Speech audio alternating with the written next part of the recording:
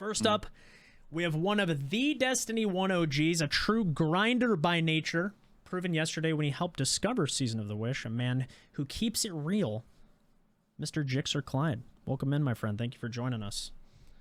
What's going on, man? Not much, Appreciate bro. it. Thank you, Beef, for being here. Yeah, man. Next, we have... Go ahead. What were you going to say? Shout out to Rain for figuring out the puzzle. Dude, pretty wild. Although I'm not surprised it was him, to be honest, because he's a smart dude. Speaking of smart dudes, we have the neural brain surgeon, chemist, rocket engineer, gigabrain of the Destiny community, creating helpful guides on YouTube and badass music videos IRL. Mr. Skarrow9, thank you for joining us, dude. Thank you. Yeah, it's hard to keep up with Destiny with all those job titles, but I manage it. So we're out here, I guess. Hell yeah. And last but not least, we have EpicDan, one of the standout teachers in the community due to his patience, kindness, and willing to teach people of all skill levels. Dan, thank you so much for being here as well.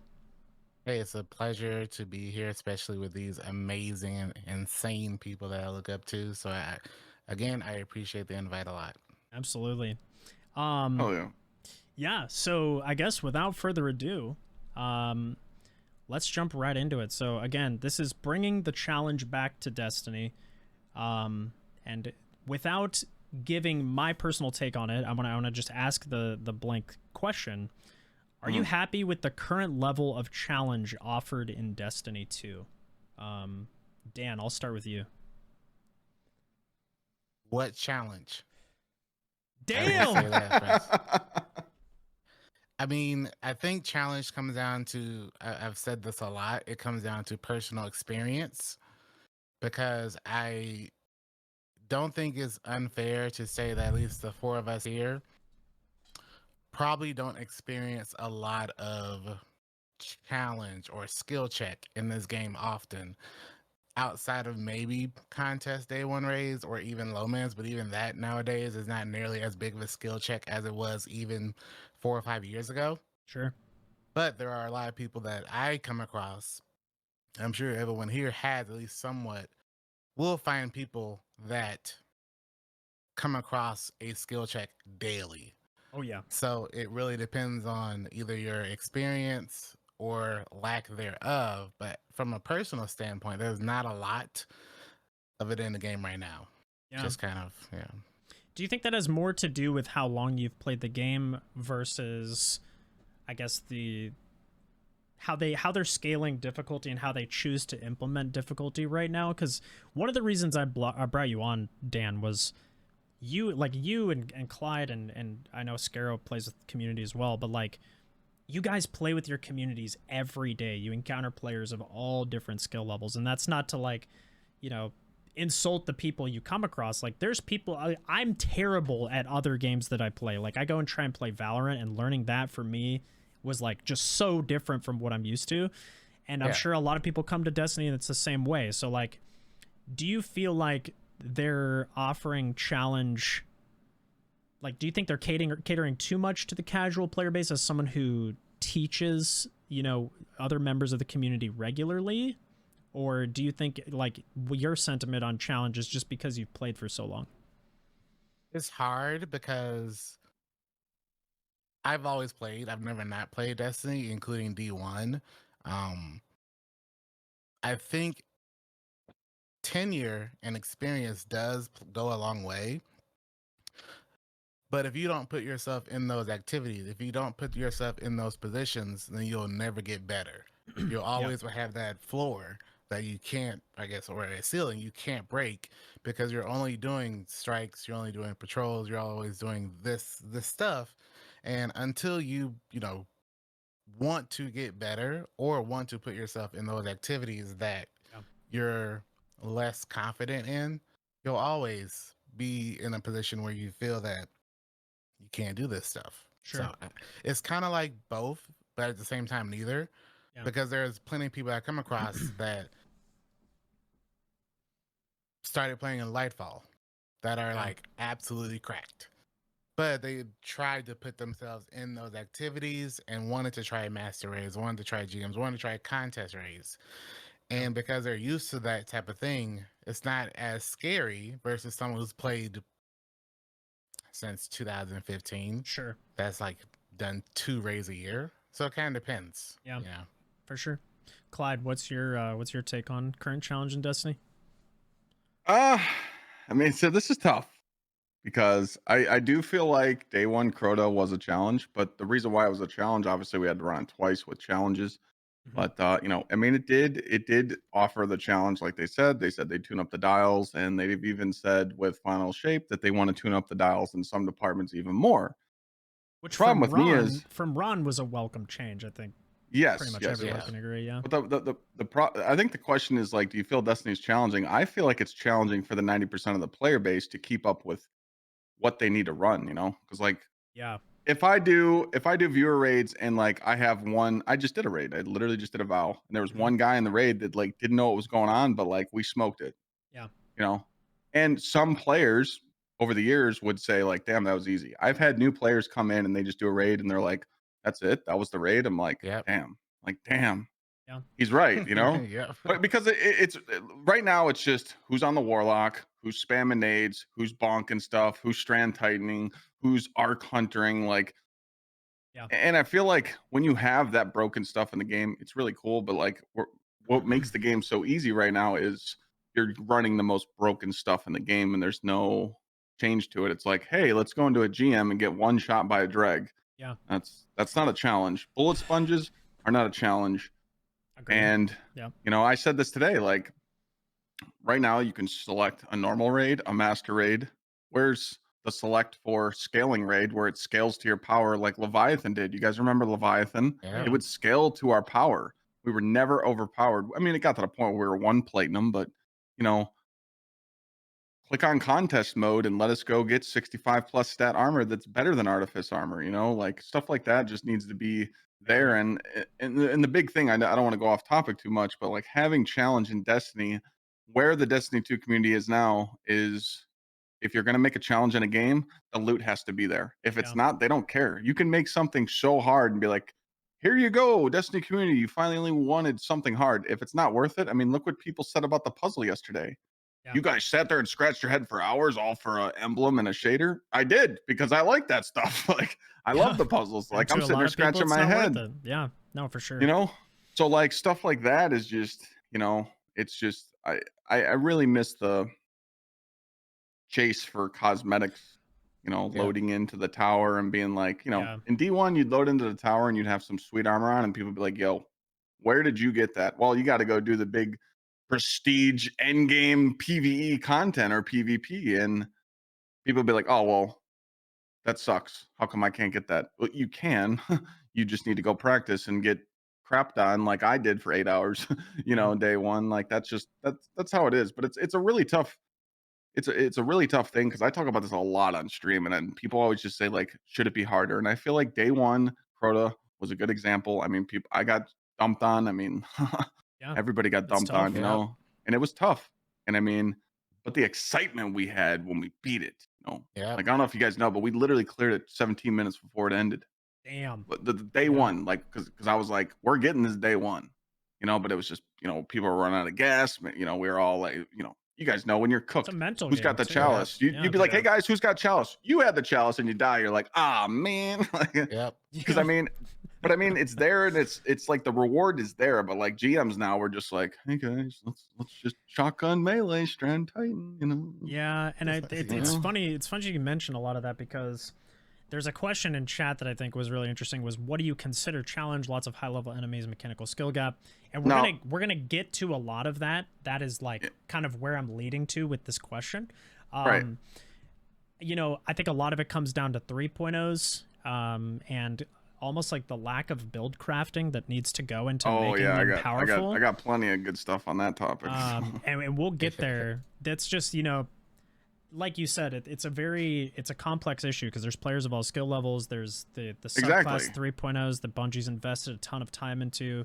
You know, there's the more artificial side of the difficulty. There's areas of the game where there's difficulty where I'm like, why is that where we decided to focus? And then there's your whole point about loot, which we talked about actually in the last segment, which was if the loot's not there, no one gives a damn if the difficulty's there to challenge you, because there's no reason to run it. For me, master raids right now are like the epitome of that. You get The surges, all the surges ruin master raids and master content because you just throw on the surge and it's just game time. And like Bungie definitely changed something. I don't know if you guys noticed, but before when it would be arc surge, like when the surges first came into the master content, your boots did not stack with that. Now they do. Yeah. Yep. And now you're just getting so much damage output. It's like crazy. Like if it's You're smoking the boss just as much as normal mode, if not more. Like with the like you're active. one phasing, like you're just destroying him. But like the main thing is like I think the big problem with is the game challenging enough for like a casual player. It's because they don't have people to play with, so they're agreeing with it to be easy. So I think it's going to change next season with the built-in LFG, because I told people, I'm like, there's no excuse for you to not have anything done in the game. It's going to have built-in filtered LFG. Yeah. It's your time. So, you know, when people say they can't get guns or they can't get this or they can't do that, there's a system for it. Yeah. You know. Skarrow, what about you? How are you feeling about difficulty in Destiny right now? Yeah, I'm kind of aligned with a lot of the answers that have already been given. I have much more of a focus on kind of niche areas of Destiny, I guess. So I don't really play with my community a lot. I really run stacks for most things. Sure. And all challenge is kind of self-imposed. I do a lot of low mans and stuff like that. And I have max triumph score on all the titles and stuff. And I would say like where my main complaints with challenge lie are very similar to the loot thing, where there's not really a lot of incentive from more like a title looking at it from that aspect. They took away the flawless raids, for instance. You have to do the master raids. I would say like the hardest thing in the game right now that's required for a title is probably solo Ghost of the Deep, which is, you know, that's less like mechanic difficulty and more like patience, which is an aspect of difficulty for sure. Sure. But it's, yeah, I don't know. I think there's challenge. If you really want challenge, you can find it. But not everyone enjoys like solo or duo or trio raids. Yeah. And there's not a lot of incentive to go do that. And I think Bungie's main thing that I would kind of my main point of feedback is, how do we funnel people into taking that next step and attempting some of the more challenging content? Yeah. I do think that's mostly a incentive problem. But then you get into power creep, and yeah, the 3.0s are crazy. And if you make enemies too hard to counter that, then it becomes the whole artificial difficulty thing. You hear that thrown around a lot. All the time, yeah. All the time. And so it's, I don't know, it's a really complicated balance of mechanics and enemy stuff balanced with the incentive to go and do that. So there's a couple of things you said there that I think are like really interesting, which is like, I mean, you have max triumph score, you have every seal in the game. One of the things that I would love to see from like I guess even just like an incentive standpoint would be like, all the titles are virtually the same, the name is just different. And you can, you know, you can go and you can do the title over and over and over again and have be, you know, a 10 times conquer, whatever it may be, and gild the seal. But there's no way to like I would love an additional layer on top of that where like you can prestige a seal of some sort, like where, you know, you have the raid seal, but like maybe all of those raid seals, like you need to get every single raid seal, and then that filters up into like kind of like a master raid seal where you have to go and flawless every single raid, or like something like that, where you can it turns into a different color or something of that nature. That's why I made a video like a year ago kind of like that, where it was like a single, like a one-time guild on that sort of stuff. Like, yeah, Vow of the Disciple now has a guild and you have to flawless it. Any of the encounters that can be low manned without using exploits, you know, it would be cool to require that as well. So it's, you know, wait until after the raid launches, people find out strategies, and it's like, oh, you can 2-man this entire raid without cheesing anything. Let's throw that in the one-time guild. I think that would be kind of cool. Just a little incentive, and it shows like true mastery on every level of a raid. I think that'd be kind of cool. I don't think it'd be ever fair to require a cheese or an exploit for those low mans. Yeah, absolutely. I mean, but and that's something too that's like, it's purely cosmetic. It doesn't hurt anybody. It's like an additional layer on top of a normal seal. So I feel like that would be just a carrot for endgame players to chase that I would love to see. The other thing you mentioned was like one of the most difficult parts of the game right now is like solo Ghost of the Deep from like a title perspective was something you mentioned. Do you feel like Destiny is missing, and this kind of leads me into my next question, and we'll start with Skarrow because you got to talk the last time. Do you feel like Destiny, like there's good and bad portions of the game from a difficulty perspective? Do you feel like Destiny needs Fireteam scaling to an extent, like kind of how they use in the Legend campaign? But like if you go to solo a dungeon right now, like to your point, it's not exactly hard. It's just like, okay, I have to do 7 phases of the final boss because the boss has more health than Nez does. You know what I mean? Like it's just like absurd. And a lot of other games do this where they'll have not necessarily like ad density, but like HP scaling of the bosses specifically, I feel like would be beneficial. So I'd be interested to get your take on that. And then like, what are other areas that feel good? Like what's one area that feels really good from a difficulty perspective, and one area where you're like, that either feels really bad or is just unnecessarily implemented? Yeah. So I think starting with the first question, with solo content, like I think that can be used sparingly. I don't think it should ever be. I think you should obviously have to do more phases solo. Like patience and the ability to reproduce damage phases and stuff, I think is a very important part, at least in my opinion, of solo content. Yeah. You know, I think if you can do 3 damage phases perfectly, then you probably can do 7 perfectly, you know? So it's probably unnecessary to go that extra mile. But there is a big difference. I mean, so the gap between 1 and 3 perfect damage phases in a row is a lot bigger than 3 and 7. Yeah. If that makes sense. Like once you have the skill to do something or the muscle memory to do something 3 times in a row, you can essentially do it infinitely. It all comes down to reproducibility, and that's what a lot of like low man challenges are predicated on. Yeah. So I think, yeah, some sort of scaling. I think it's one of those things that'll have to be individually tuned and kind of moved based off of what builds are currently available, right? Like if everything is, when it's built, I assume balanced around the most powerful builds, but if those get nerfed, it's very rare that we see damage values reevaluated, or if something else is completely busted. I don't think we've ever seen HP values increase. At least not that I'm aware of. So I think, there needs to be more of an ebb and flow for these sorts of things. I think could help a lot.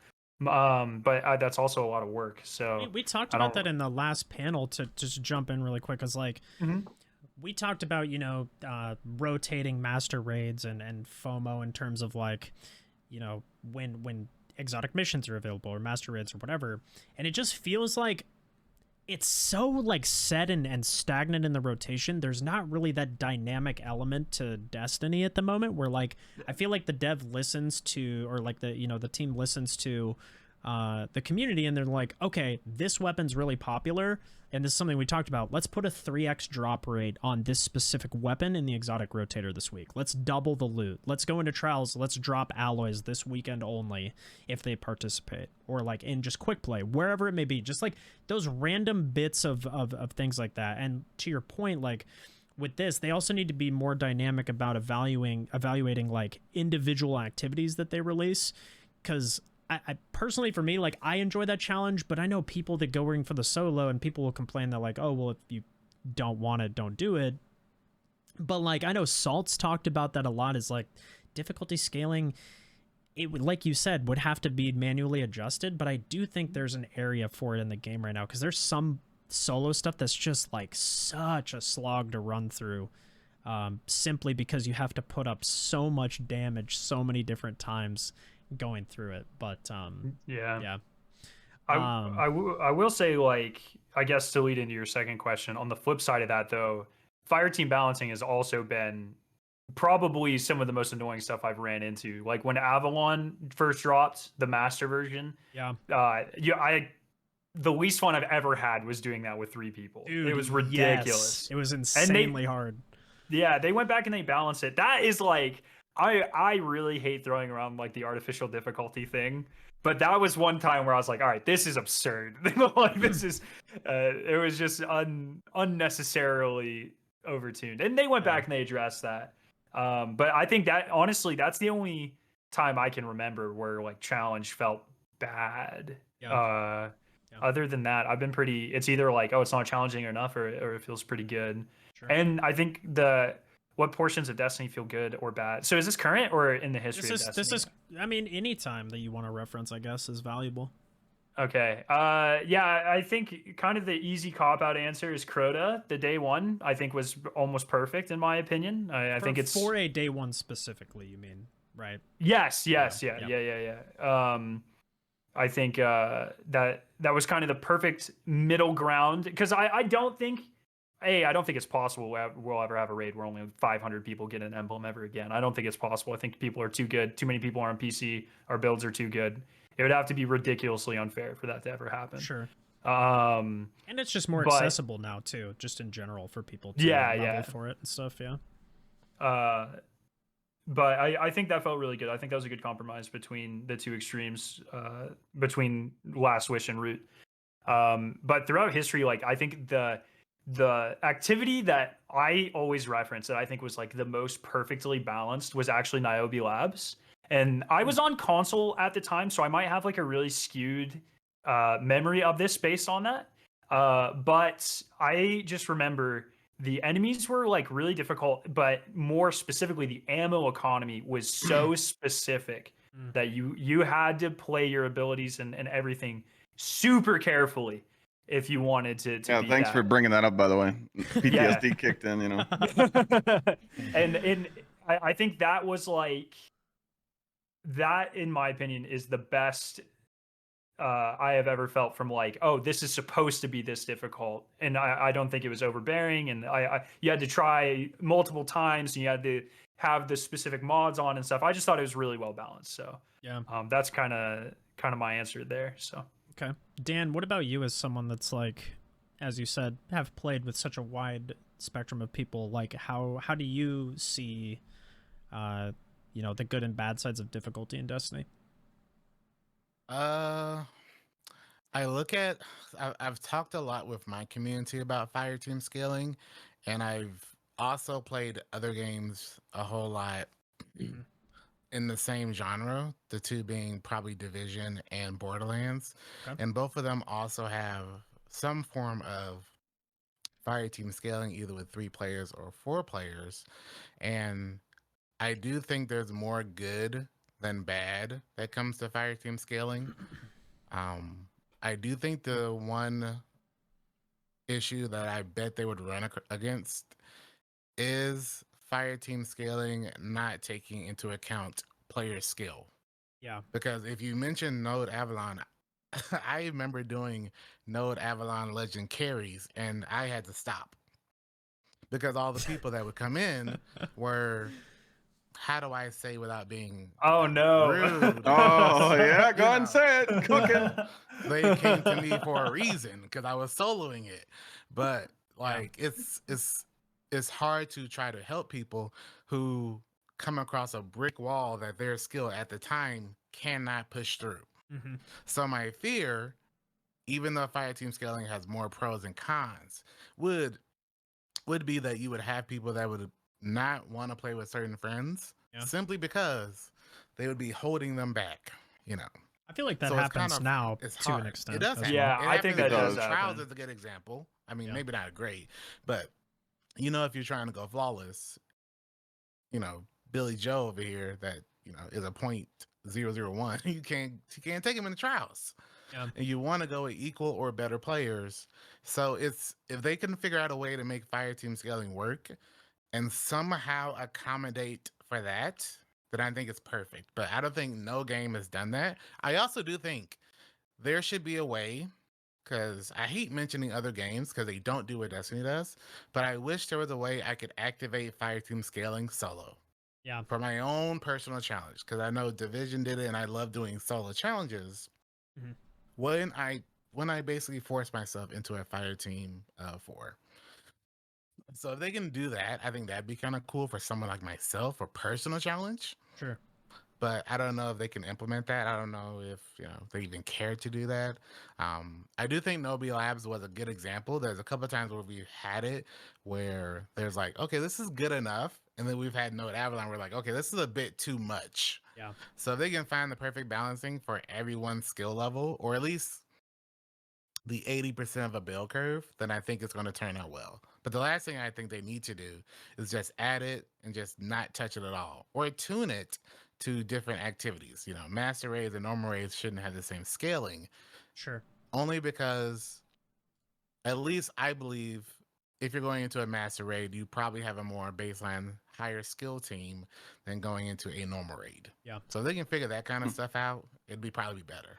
Yeah. I think I want to push back on a little of that though, because I don't think, I mean, Avalon is a seasonal thing, so maybe it's a little different, but I would be very wary about balancing things based off of players' skill, because then there's no incentive to get better. And I don't know, I'm a little elitist when it comes to that, Fair, but I definitely think No, there should it's be not elitist. 'Cause so I agree. I think there should be stair steps, and I definitely, I don't know, like I've got a soft spot for Avalon because I kind of treat it like a dungeon. It isn't a dungeon, but it very well could have been a dungeon if they just added a couple more loot things and a couple checkpoints. It's long enough, and I would feel say like if we had more steps, we don't have any steps. Is probably the issue. yeah, There's way too much swing in content. So if you have a seasonal activity, like you had, I can't remember what the one before that, but you could do that solo. It's the issue is we don't have those steps. If we had steps, I would agree. Yeah, But they okay, need to Part of have it more comes down steps, to you know. there's no, I mean, and we talked about this in previous panels, but my God, the new player, like, just the introduction to the game, understanding of the game, getting people, I mean, obviously the in-game LFG is going to help this a lot, but it's like you literally just get thrown into the open world. Good luck. There's very little introduction other than, you know, what you get in the Cosmodrome, which is very limited for like how broad this game is now. And then you see activities like that, they go in and get steamrolled one time. They're like, well, I'm never going to do that again. That was a mistake. yeah. And it's, I think they like exactly what Dan said. There's no like middle ground activities right now. Yeah. So anyways, yeah, I think these are great points. Clyde, what is your, or actually Dan, did you have one? You said Avalon was bad. What was your good one that you talked about?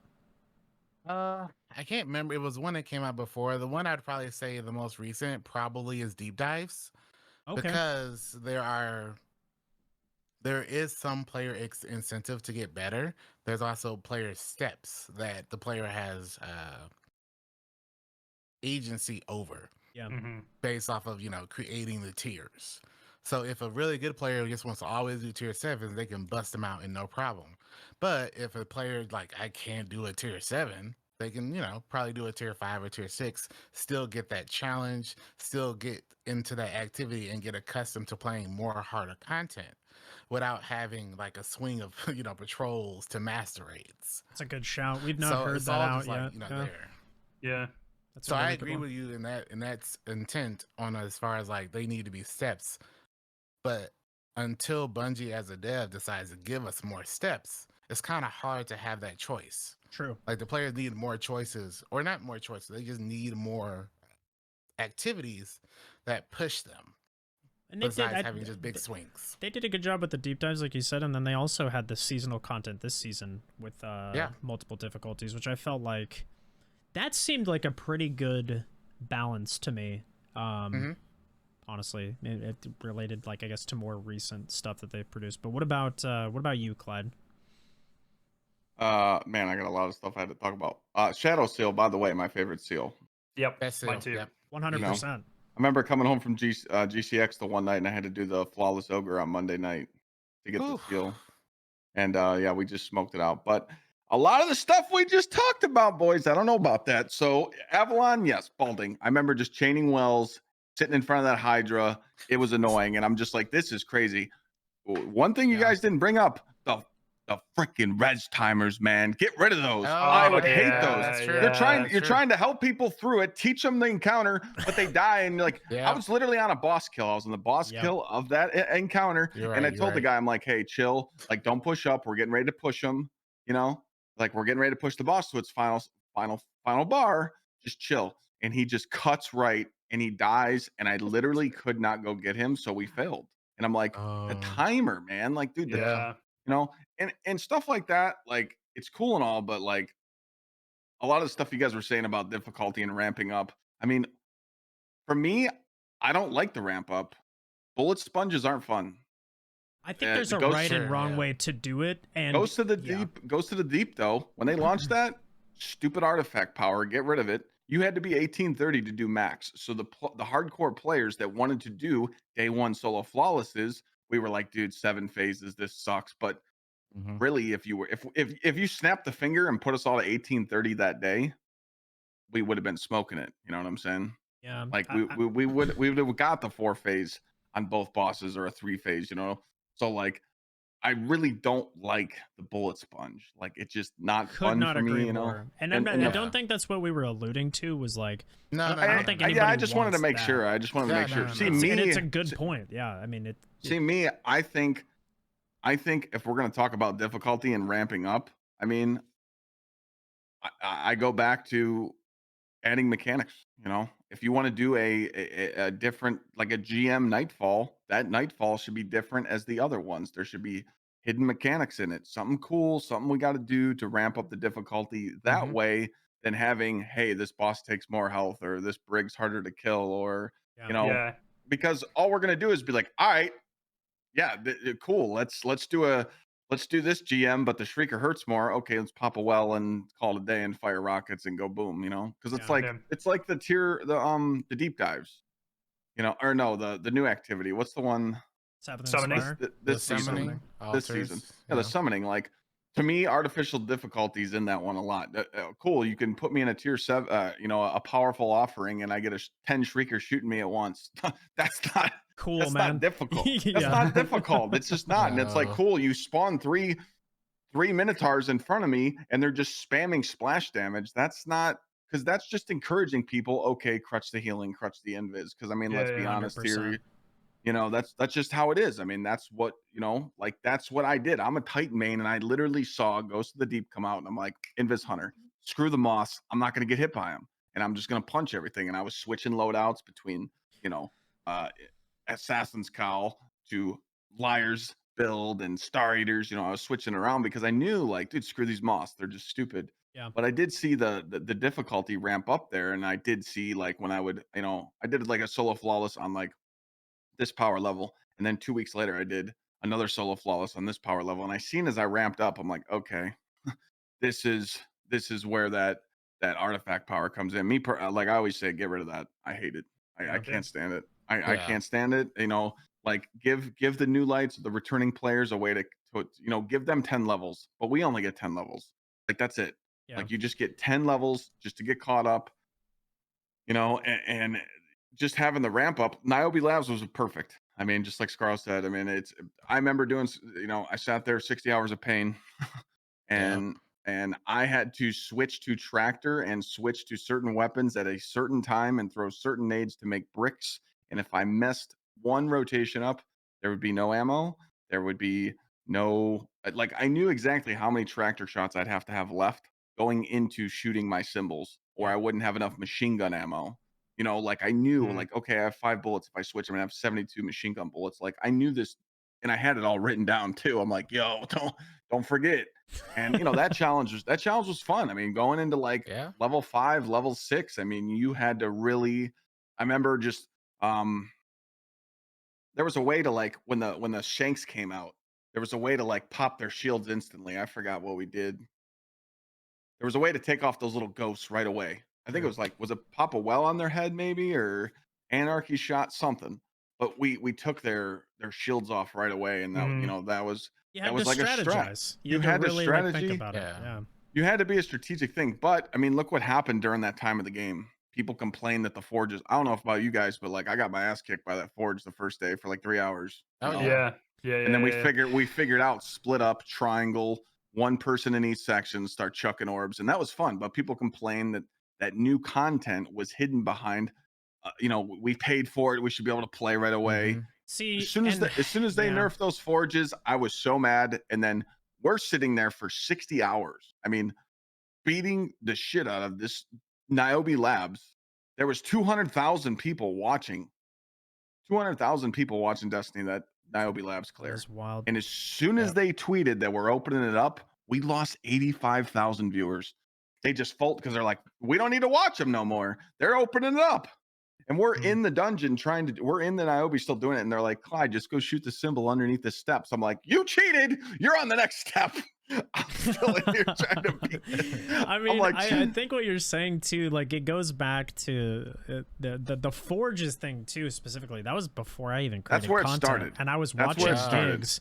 I remember watching gigs like do them the first day, and they were tough. And I remember they said they got nerfed, and he was so disappointed, and I was too as a viewer. I'm like, dude, this is enjoyable to watch people like try and figure this out, who are, you know, better than me, and I'm trying to like see what this activity is all about and how cool of a challenge it is.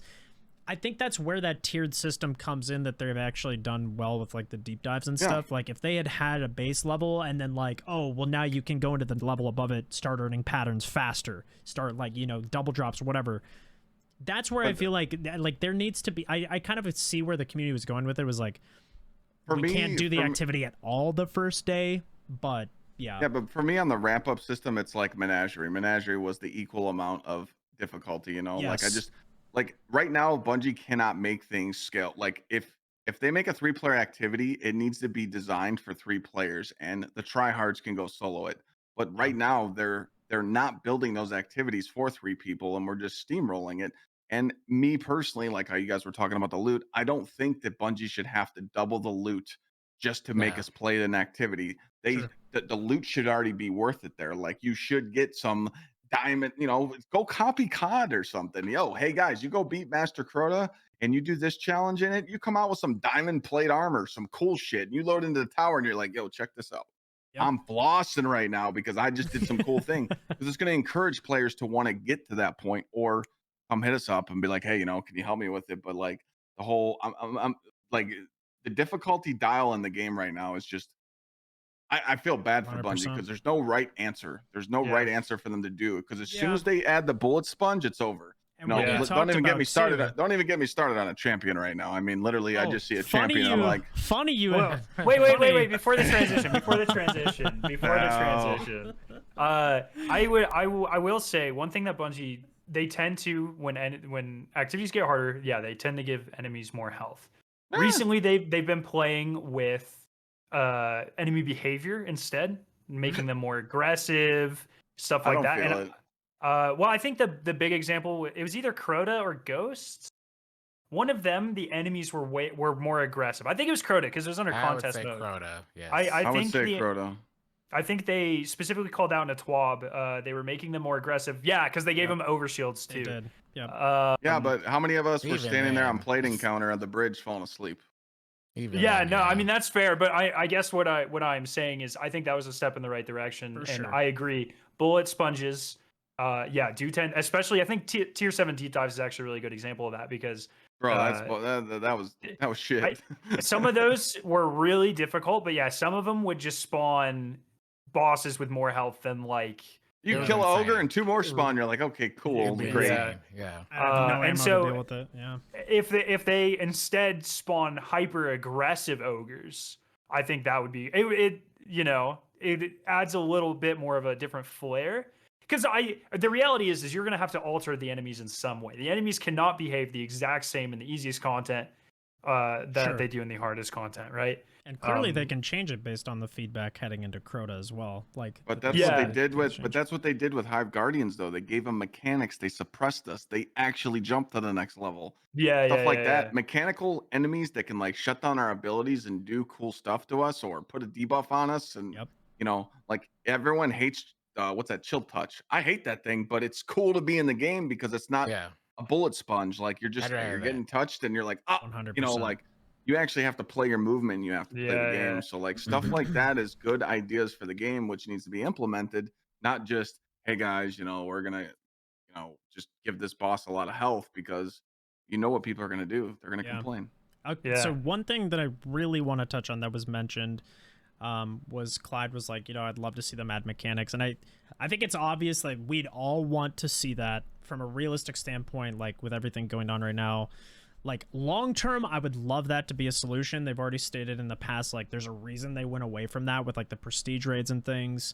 And I think it just comes down to a resource issue and like how many people are actually playing those activities. Yeah. Would I want to see it?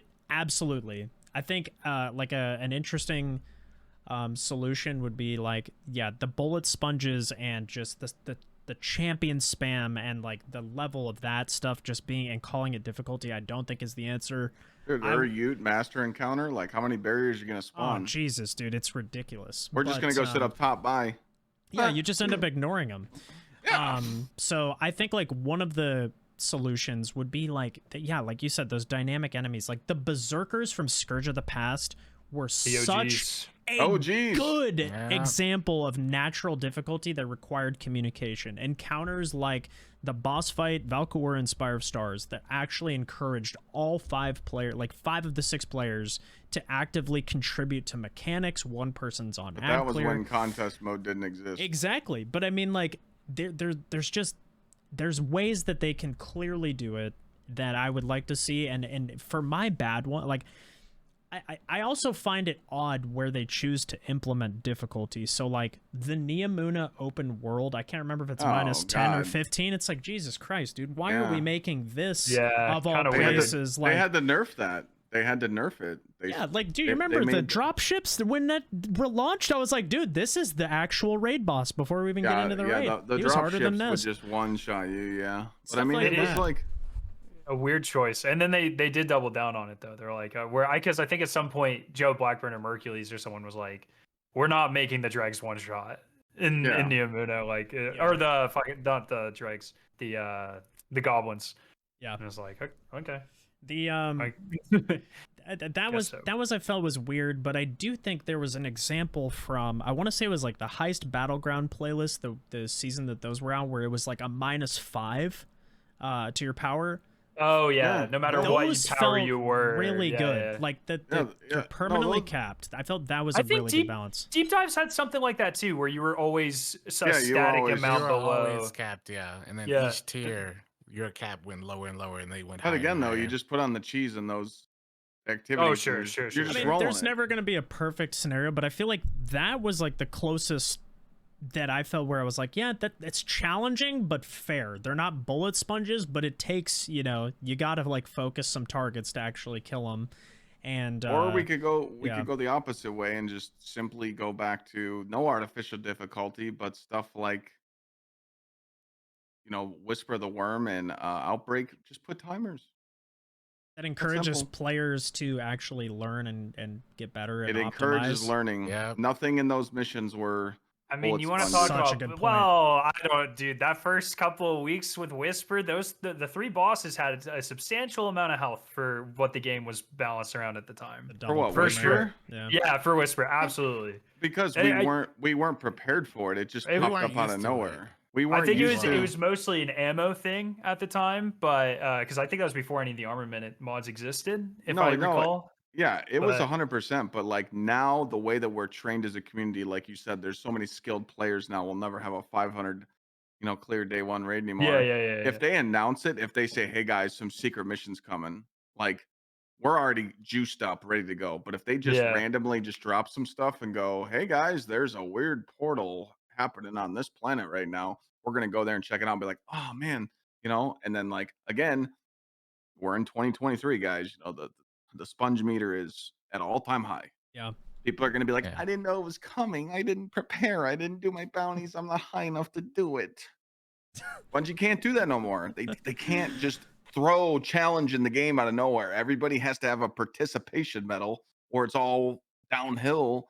Yeah. And that's what kind of sucks, and that's why I feel sorry for them right now. They can't do anything correct. It's really, a teeter-totter. I feel like, it is. It's a very difficult balance. And I also feel like, they lean so hard one way or the other, or like they'll do something really well, and then it's almost like they take that learning and then they kind of like ignore it, and then like we'll try something different that people are just like, why did we go? Like I remember in terms of like engaging players in loot with difficulty, like Master Vogue, I felt like the loot pursuit in there where you had to do all the master challenges to unlock Time Lost Found Verdict was like, what's a good one? I get something harder. And then at the end of doing all of it, I get something that isn't available from the normal version of the raid. And that was like the I mean, perfect balance. I used to have to like literally build spec into those Fatebringer helps. Like if we weren't cooked the right way, I mean, dude, I had Timmy sitting in the back, 60 power levels under, tapping div on the Yep. boss. I mean, I made it work, but I mean, dude, it got to the point where if we weren't optimized, it wasn't gonna happen. But like Master Vog was a really good scenario. You know, people ask me all the time because that's what I run. I run time loss found verdict on my Titan because it's auto loading 1-2 punch. Yeah. And people are like, "Where'd you get that shotgun?" I'm like, "Master Vog, all challenges." Oh man, I'm never gonna get that. I'm like, that's not a mentality you should have. You know, Master Yeah. Vog's a joke now. It's smoked. You know.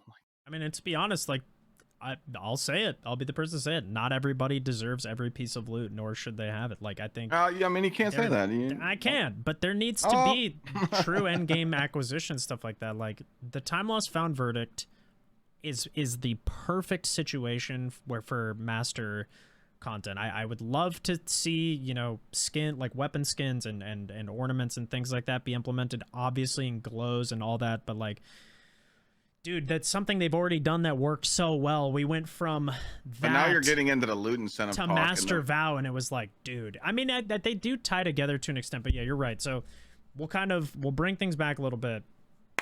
So the next question. I mean, let's just. I didn't watch the panel, but I would love to see what talk was about the crafting. Oh yeah, weapon crafting was a very very hot topic. Get it out. There you go, chat. So the next question is, are subclass 3.0s the ideal power fantasy, or are we too powerful right now? And Clyde, I haven't I was started ready with to you cook yet. Champions. So I mean, we could talk about champions too if you guys. I mean, it's a wanna short talk speech. It's about as that. simple. That's it. Throw a hammer, dead. What? For what? You just hit them with the bonk and they're dead. Are you guys fans of champions in D2? I'll let In the anybody beginning, start. yes. At Okay. first, yes. At but first. I don't even notice them anymore. You can kill. No. You can cheese them so many ways. Yeah, you just cheese them. I think berserkers are the perfect. I think that's what champions should be, where they do have a mechanic thing, and it doesn't necessarily dictate your loadout too much. Like obviously you have to use something that can shoot a little faster for those, for instance. But you have 5 or 6 different variations of those, and they rotate or whatever. I think that works just fine. I think it'd be a little bit more interesting and engaging because I mean, especially with all the stasis and strand in the game right now, like champions don't exist. The subclass verbs very much change them. I feel like in master content they're still very annoying, just the pure volume that they put in there just for the sake of trying to make it hard, when it's really not. Like I don't know, I hate it from a forced difficulties perspective. I like the idea of champions, and I think they've done a good job with like the subclass verbs of opening up loadouts, because I think that was definitely a problem for a while, where like you were so limited with what could deal with it that your loadouts just felt restricted in any type of that content, like at all times. So from that way, I feel like they did a good job opening it up a bit. But yeah, like now it's almost like I feel like it's gone too far the other way, which it kind of leads us into the 3.0 discussion. Like, are we the ideal power fantasy, or are we too powerful right now? And Clyde, I'll let you start on that. I mean, so I've always said, like, everybody, you guys remember when they introduced Armor 2.0 and we're like, oh no, not, you know, because I know you guys got some stuff in your vault from OG, you know, still. for sure. So, you know, like, I've been waiting for Armor 3.0 because, you know, this goes into like build crafting, and, you know, I don't want to go too off topic, but like right now it's just, hey, put on heavy handed for a punch build and throw on surges, and it's all the same mods. Like literally my hunter, all subclasses use the same mods. It's the same setup. And like to me, it's very you know, simplistic and shallow, I think. Yeah, there's no build crafting at all. And you know, to me, it's like I'll never ever. I always thought that I could never replace my Destiny urge to grind, but Outriders did that for me. I ended up taking my Devastator and doing 1 billion damage earthquakes, and every time I got a better piece of gear or a better mod, it kept going up, up, up, up, and the build crafting was there. And we used to have that, you know, skill-based trees. And, you know, back in the day, we did have to really spec our builds a certain way, run certain mods, and do cool stuff. with certain, you know, abilities and setups. You know, like now it's just, hey guys, stand in a well and I'm gonna drop you 2 orbs and you're gonna have triple surge and yay. You know, it's Yeah. that's what I told people. I'm like, I was talking about that today. I'm like, they added surges because people struggled with Font of Might builds. No one made an elemental orb before they started damage. I mean, Well, now you just have I'm armor charges and you have the 22% bonus all the 22% time. bonus It's all just the time. insane. Like you're It's just insane. you're always there. And like, you know, build crafting just needs to be there. But like, Yeah. no matter what, like they're scared to give us more. And I mean, in my opinion, Bungie showed that we're too strong for the game because they didn't give us a new subclass for final shape. They're giving us a very, I mean, the new subclass that's coming out for the Warlock literally looks like Starfire Protocol in its own subclass. Yeah. You're literally going to spam nades. Demolitionist reloads are going to come back. That's the first thing I saw when I saw Radiant. I'm like, you're just going to chuck nades and reload your rockets and spam and do triple swaps. And you could probably run Starfire, you know, or other stuff with it with Benevolence, you know, mods on it and just get that cook build back. And then you got Titan with these axes, which is really cool. I mean, I can't wait to just share axes with everybody. And then, you know, the Hunter's just you know, a wannabe D1 blade dancer, but they did add some cool stuff to it. But like, I just think they don't want to give us more because the reason why they haven't nerfed Strand yet, especially Strand Titan, is because they want, I mean, it's a cash grab. Hey, come buy the game, come buy this DLC, and you can destroy the game and just run around with Synthoceps and 1-2 punch shotguns. They need that to, you know, boost sales and stuff. And I totally get that. But when it comes down to just right now, people always ask me, the main thing is, you know, and in Twitch chat or YouTube chat or, you know, TikTok, it's just, what should I use? And I'm always like, you know, Bonk Titan now and Strand Titan and Invis Hunter or Punching Hunter or well Warlock. Like, that's it. Well, what about the other stuff? I mean, you can use that stuff, but like players run into the problem of wanting to run, you know, they'll set up an LFG and they'll go do a GM. Like, I don't know if you guys know, but like GMs on LFG, it's like if you fail once, your team dips. Oh yeah, They pretty don't. much. Then there is no Yeah. second chance. So Yeah. that fun build that they just seen Skarrow9, Dan, or above post, the fun stasis build, they can't run that because they have to run the current meta overpowered build to Yep. get the loot. Because if not, people are just gonna be like, well, why aren't you running that? You know, and why aren't you stunning this? Like, it's to the point now, I don't even run champion mods. I just run up on a champ and just beat the crap out of them. I'm like, I Yeah. don't care. I don't need to stun them. You know, and like heavy's not an issue. We always thought that heavy would be an issue now because the mods were gone and we don't have the sweet artifact mods. But it's just you run to the point now where it's like we don't even need double special anymore. You know, we every time they try and change our play style in the game and we're like, oh no, we're gonna miss shoddy swap. I mean, we all miss double slug swapping, but they've pretty much made it to the point where we're way stronger. We always keep getting stronger, and there's no like The thing that I base level. Yeah, and I think one of the things that often gets missed is like people are very hesitant to call for nerfs. Like they obviously love being powerful. I Oh, think they hate the nerfs. the 3.0s though, I feel like we're so strong right now. Like our So strong. the ability uptime is so frequent on like Arc or whatever. You can jolt an entire room with one grenade. You're constantly healing. Yeah, I mean, You're constantly, you know, 60% DR, whatever it may be. And I think the thing that makes it so tough is like we're so powerful, they have to make artificial content to challenge you. So it's like this Right. constant cycle where the I devs could are give you- challenging you because people don't want things nerfed. I can give you Yeah. I can give you 3 examples right now. I mean, the Beyblade Hunter edition. That build was dumb. Like I was literally making so much bricks on the ground. Briar binds for Warlock. It is better than any other. Like that build's busted. Like you always have your buddy. You're always leeching. You're always getting abilities. I think it's better than Controverse Hold build. Like it's literally like Heart of Immortal Light on a Warlock. And then you gave the Bonk Titan the almighty broken build before Strand came along that pretty much destroyed it. I mean, it literally one hammered a boss. And you give it a one-shot super exotic so that a Titan can just run around with unlimited restoration, unlimited healing, run Empyrean with healing nades, and every 4 bonk kills, you get your nade back. Like, what? Talk about a huge power creep. Like, why would they? I'm glad they added it. It's sweet, but there's nothing out there that's gonna like challenge like players to run that now. And like, and Yeah. don't get me wrong, there's a lot of people that run around. I see countless hunters join me that don't have Star Eaters, countless Titans that join me that don't have Synthoceps. Like people Right. don't have these broken exotics. But with this, like you said back on the topic, with the subclass 3.0, just ability upkeep. I mean, It everyone used to be remembers the complementary in D1, and now Yeah. it's like the standard Like- that you have them all the time, pretty much. like.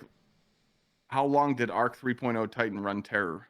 Oh my Like, god, that was dude! yeah. And I mean, I'm gonna move over to Skarrow here in a second, but like, you also have to think about the value that the amount that devalues weapons as Yes. well.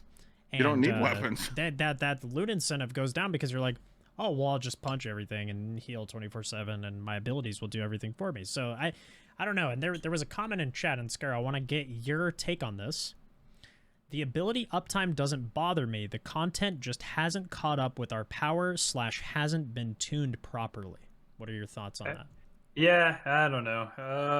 Hasn't been balanced. No, because I think you start getting into reckoning territory when you get to that point where if anything's gonna kill us, it's just like bosses either one-shotting us or throwing us off the map, and that never feels good. I think the main problem with all the 3.0s, like, yeah, they're clearly overpowered, a lot of them. I think no one mentioned well up to this point, which I find very surprising because I think it's the most busted out of all of them. It just does everything. It is. And then they took well and they gave it movement as well. So I pretty much always am running Warlock because you can well skate and have infinite healing at any time. It's like perfect.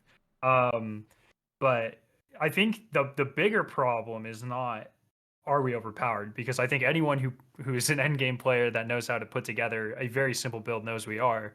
I think the problem is, how does Bungie address that without it feeling Really bad. ridiculously awful? Yeah. Because you scale that back, for some of us who chase challenge, it's gonna, maybe feel reasonable and good. But for the vast majority of the player base, I worry that you take away a lot of the crushing stuff and the game is going to feel very, very, very bad. And there's not going to be, you have to be careful because it's in reality, as much as it might suck for players like us, that's who the game is truly balanced for, and at least that they're the largest consideration, I would imagine. And it's a tough thing. So I would say, we are clearly way overpowered, and it's much too easy to get that powerful. I think that's another issue as well, is like, yes. Before 2.0s, you actually had to like think about it, like, hey, save those enemies, I'm gonna blow them up with this, I'm gonna save these wells on the ground until the last possible second, and do there's a lot of strategizing, especially that went into low man content.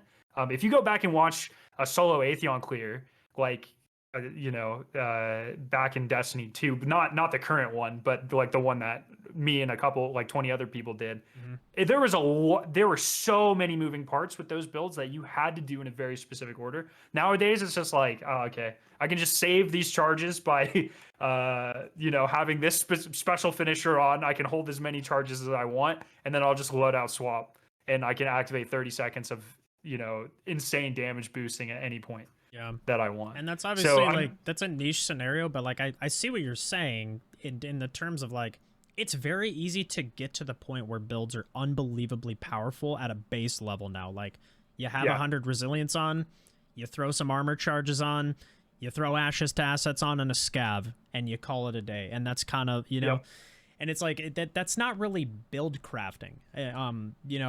These other games where like you're increasing your crit damage multipliers, and you're constantly thinking about like all these moving parts, class items relatively being irrelevant, armor being, which we talked about in the last panel, a one-time acquisition thing, and then you never worry about it again, pretty much, especially after the armor 3.0 changes with the affinities being removed and things like that. And once you have a good set of artifice, you kind of just call it a day, and as long as you have 100 resil and some other stats to complement it, you're good to go.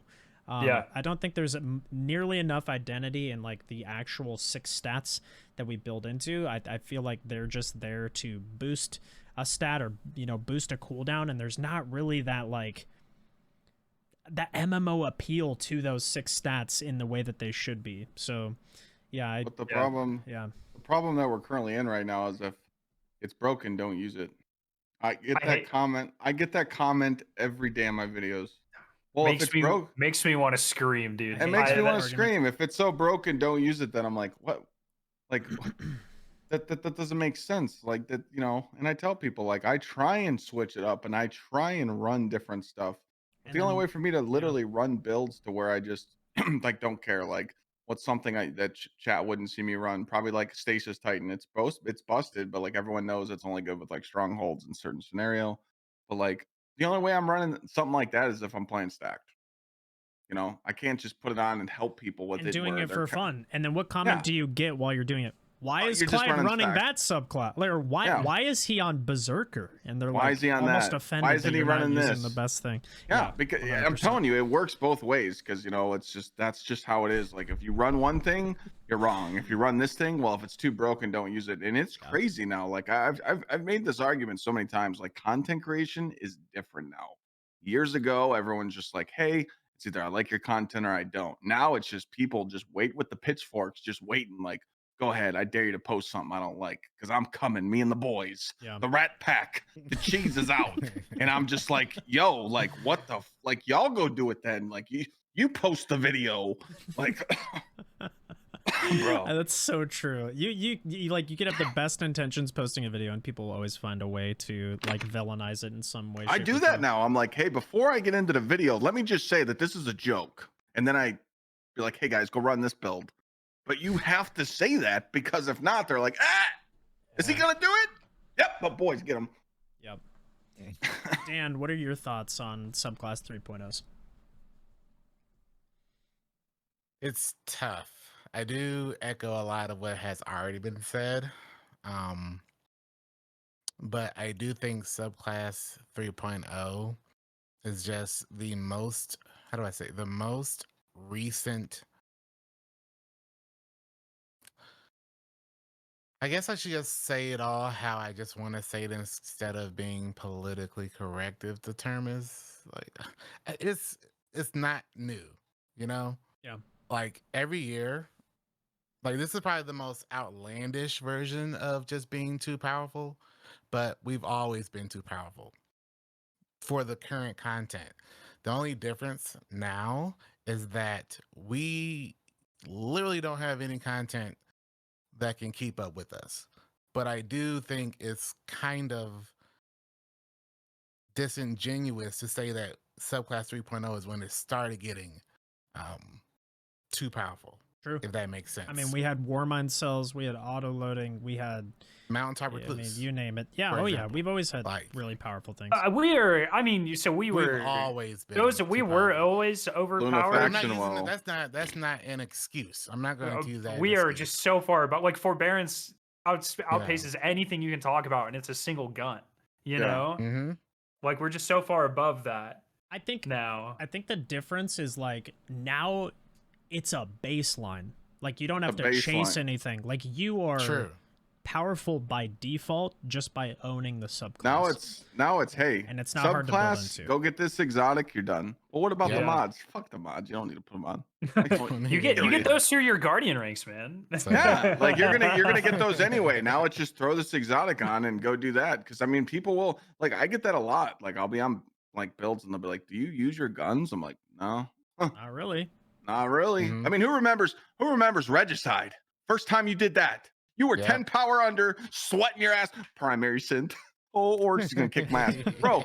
Me and Sweat went back and did fucking campaign of Destiny and I won, and I'm 5 under, and I'm like walking in where you scan the Warmind and then you take the thing down, you know, and there's those Centurions, and I'm like, hey, Sweat, I'm going in. He goes, all right. I go in, bink, dead.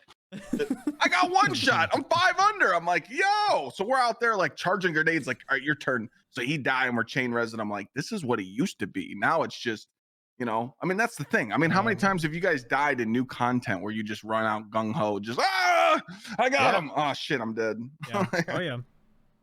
But once again, if they reverted to that, like 95% of the people of the player base, like, Oh, it's a wrap. 100%. It's a wrap. Yeah, It's a it's- wrap. Oh, It's yeah, a wrap. absolutely. They can never do that. So that's why I don't like use those glory days as like a reference. But Yeah. like, it's just Mhm. like you said now, like forbearance and those kind of builds and those guns now are like set the bar. Like that's what the minimum is. And believe it or not, like it was before this season I checked. Somehow we got a tracker number on it. 38% of the community has forbearance. That's a pretty big number actually for an endgame raid weapon, to be honest. It feels like it would have been higher though. I think that should be way higher. Yeah. I think, 38, well, as you well. got to remember coming out of D1, I think it was like 4% of people engaged in raids. So Yeah. I'm not saying that's like as high as it should be. I'm actually kind of surprised that it was that large, to be honest. But I guess, and this leads into, I wasn't planning on talking about this with this panel, but I'd be interested to get your guys' thoughts.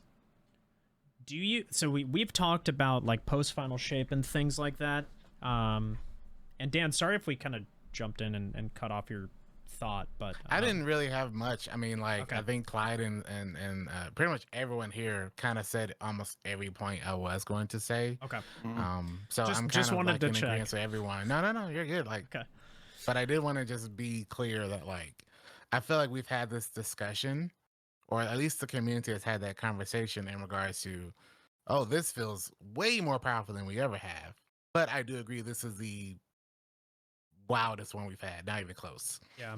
So, And it's just on all levels, and I think a lot of that culminates from, you know, one thing I think people don't realize, and we talked about this in the previous panel, was Destiny 2 has been out, I believe, over twice as long as Destiny 1 was. Yeah. When was that, like 2016, 2017? it's like 3.5 years. I think it's longer from Forsaken to now than it was D1's entire life cycle. So Yes. Yeah. think about that, and think about now that we've had one attempt at sunsetting, didn't go well, wasn't received well by the community. Now it's sunrise. There's been no power reset for a very long time now. It's just been subclasses get stronger, weapon mods get stronger, weapons continue to stay relevant, which means to keep loot interesting, you're constantly having to come up with new perks, which I think the dev team has actually done an amazing job of coming up with. They have Creative perks that keep people interested throughout all this time, which is wild. But with that also comes like unbelievable power creep where, you know, as much as people hate that word, like we have a GL from Trials that can shoot 18 GLs in a row at a 35% damage bonus. Like you're basically approaching the auto-loading meta from back in the day that they removed with Lunafaction boots. You've got rockets that can shoot, you know, 7 in a row with like crazy damage boosts, and just like we've got helmets that are producing 3 bricks of heavy every time you kill a champion. I mean, Oh god. power Cenotaph creep is crazy. it's dude. insane. Yeah. Like, so though sunsetting was so negatively looked upon, I do feel that it was right for the game. I feel like they went about it the wrong way and sunset way too much too early.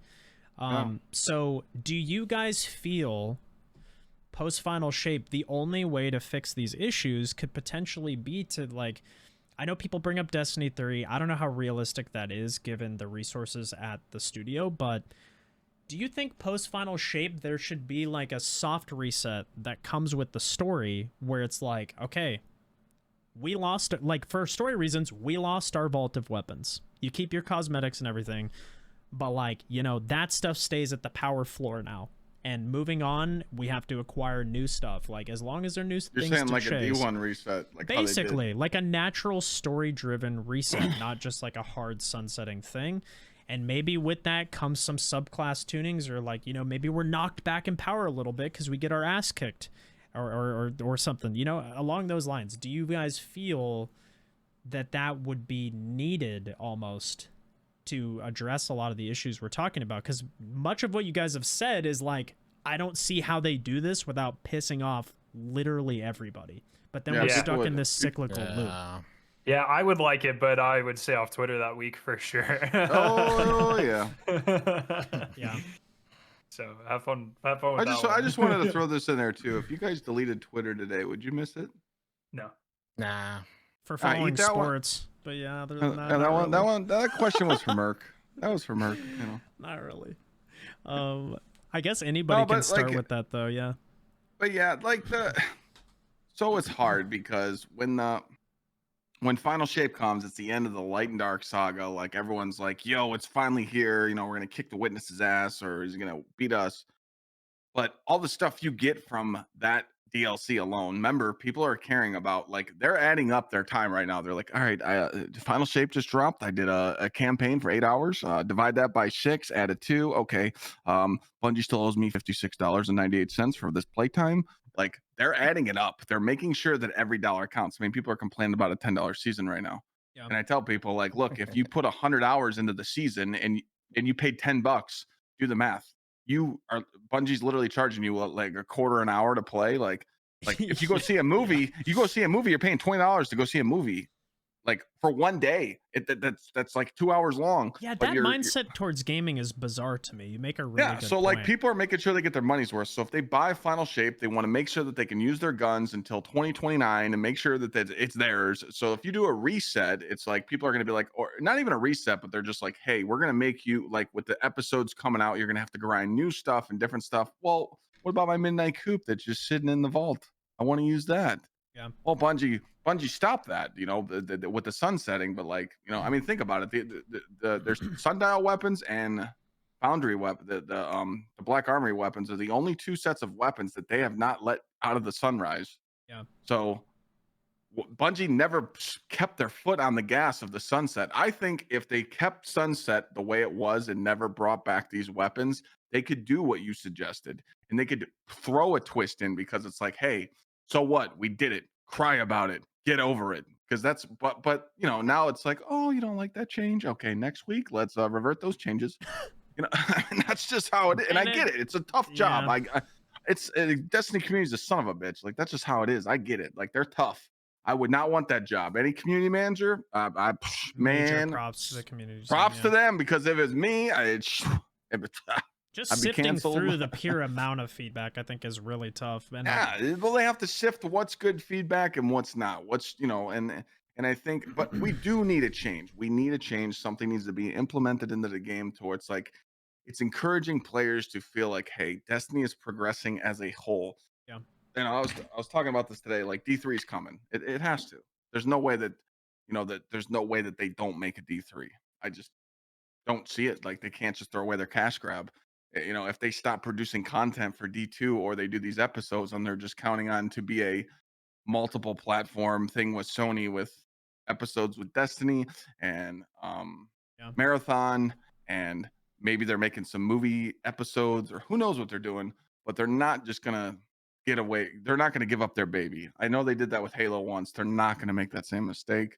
Yeah. So I just think we need to sit back and ride it out. But again, the players are waiting and they're going, hey, if you don't do something, like what's everybody gonna do on November 28th?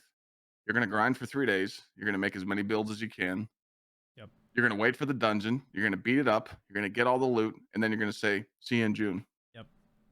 For sure. That's a problem. It is. I mean, that's a 7-month span. And, that's a 7-month spam.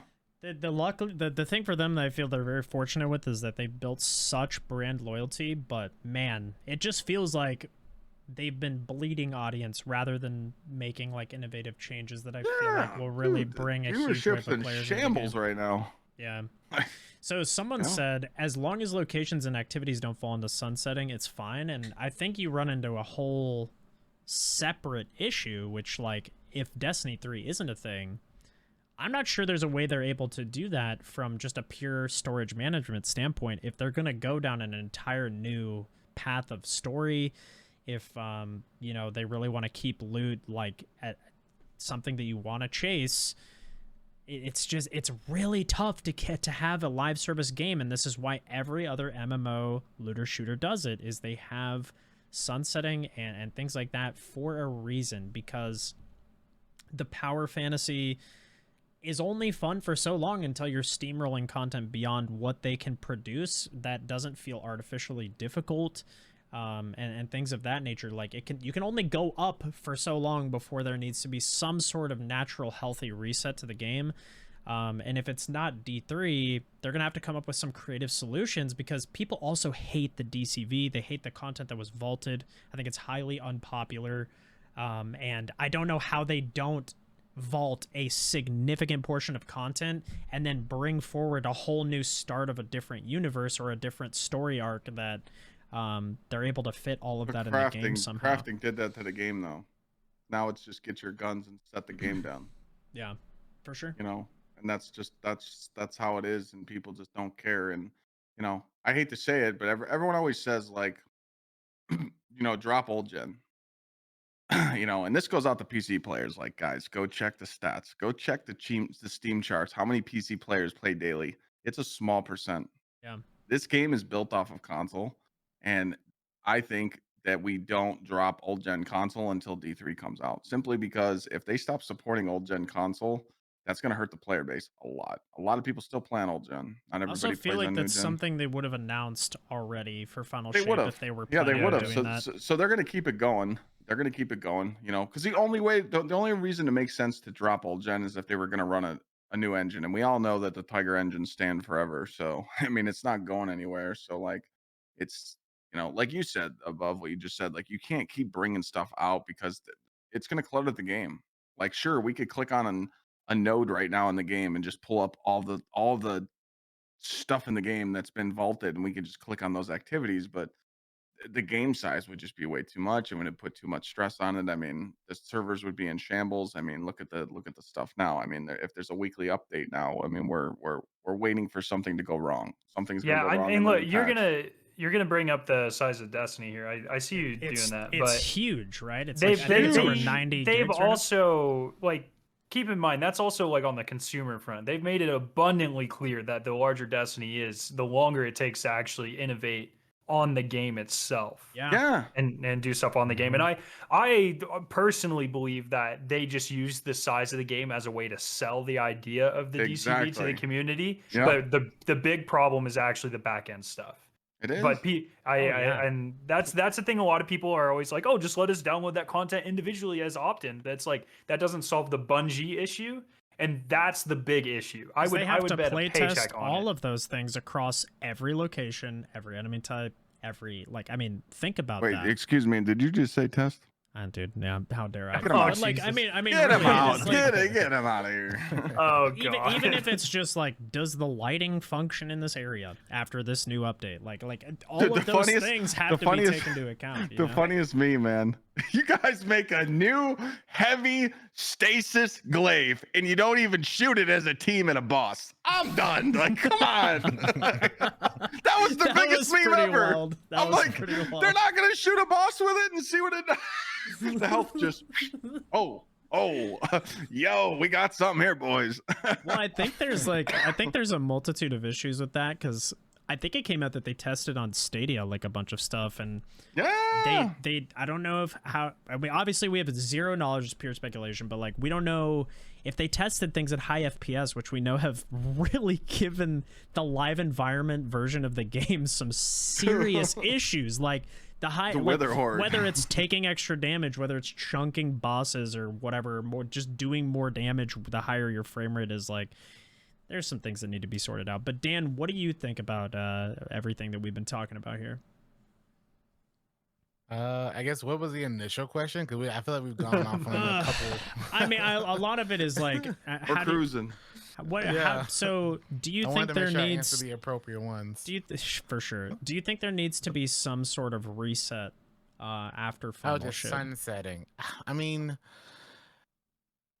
I would like personally for Final Shape to give us a definitive cutoff on everything. Now, does that mean we can't take anything forward? No, but I really hope that they take advantage of our 10-year journey with Destiny and their 10-year philosophy with Destiny, and use that as a hopefully fresh eyes chance. I know they've been pretty against anything that rocks the boat too much, and especially with the news we've gotten in the past week about like the developers versus the suits. I really hope that there is some sort of restart or some sort of just quick, just that's it. You know, nothing goes past this. Everything else is going to be fresh. Everything else is going to be new. I don't know if that means that they're just going to say, hey, you can use all of your current stuff in this old world, but post Light and Dark Saga, you can't do that. You know, that's it. So I just want them to at least decide ahead of time. I don't know if they can do it in a dev sense. I am not a dev. I don't know the first thing about that. So I try not to think of things in a way that like I know cannot be physically done. Sure. But I hope that they can do something in the sense of just giving us a hard cutoff on just us, and then post final shape figuring out a way to respect can't the believe- players. And then I still can't go believe ahead. they took out Red War. Yeah, Yeah. I can't. Like, Very dude, surprising. like, come on, man. The Mm-hmm. the one thing that you noted there, Dan, is and we've been talking about it a lot across every panel, is like, is there a need for some sort of reset? And just the general sentiment across all of the polls we run, out of the data I collected on Twitter, out of every creator that I've talked to, I would say it's upwards of 80%. I mean, chat, what do you guys think we're in need of, like a reset? This is like kind of the community portion. Would you like to see some sort of loot reset or fresh start? There's been so feel few like loot people and across the subclass, communities I've seen that are like, absolutely not. I want to keep everything that I have. So far, we have yes, reset it, yes, yeah, absolutely, yes, reset, please. I feel like us as characters also, like, the weapons are cool, the armor's cool, but They would have kill to do the something game, with the though. class. It would kill the It game. would kill Yeah. it too. That's the problem.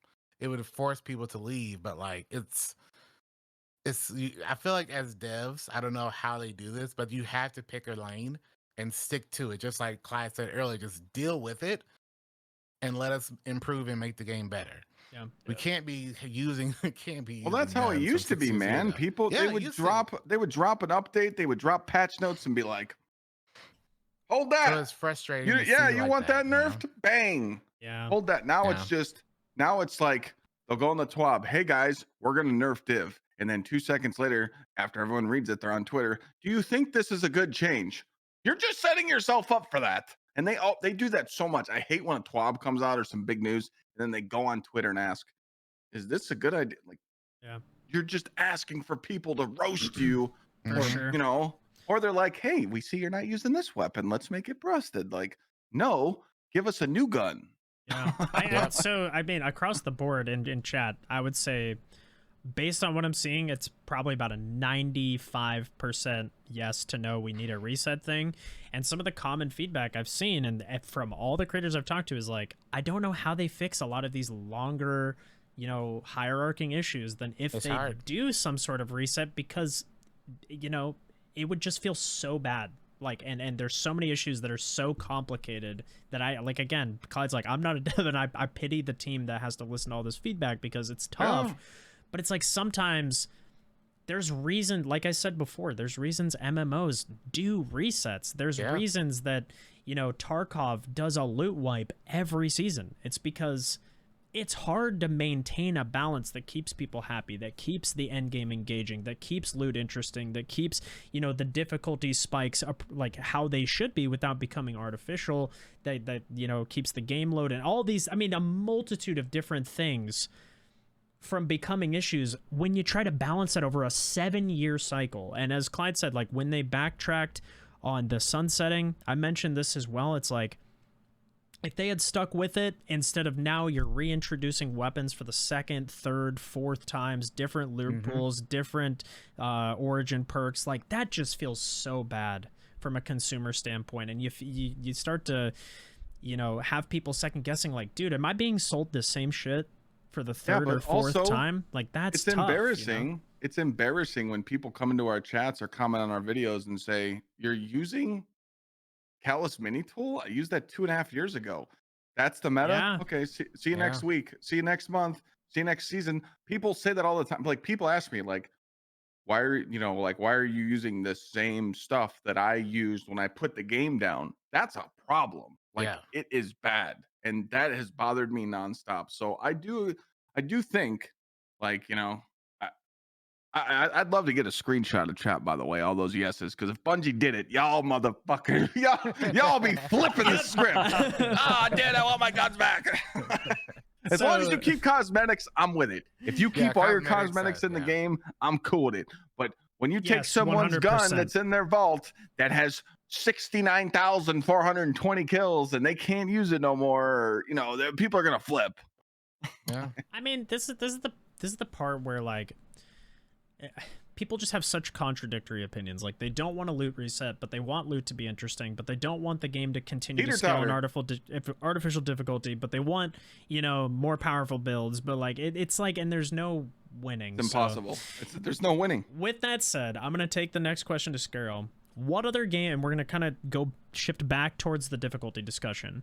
I wanted to get your guys' opinion on that because I think it's a really important thing to have like multiple points of view on. But Skarrow, what are other games that you've played recently in the industry, or just maybe one of the billion 2023 titles that have just been absolute bangers across the board? What other games in the industry do you feel like have a good balance in endgame difficulty right now of other things you've played?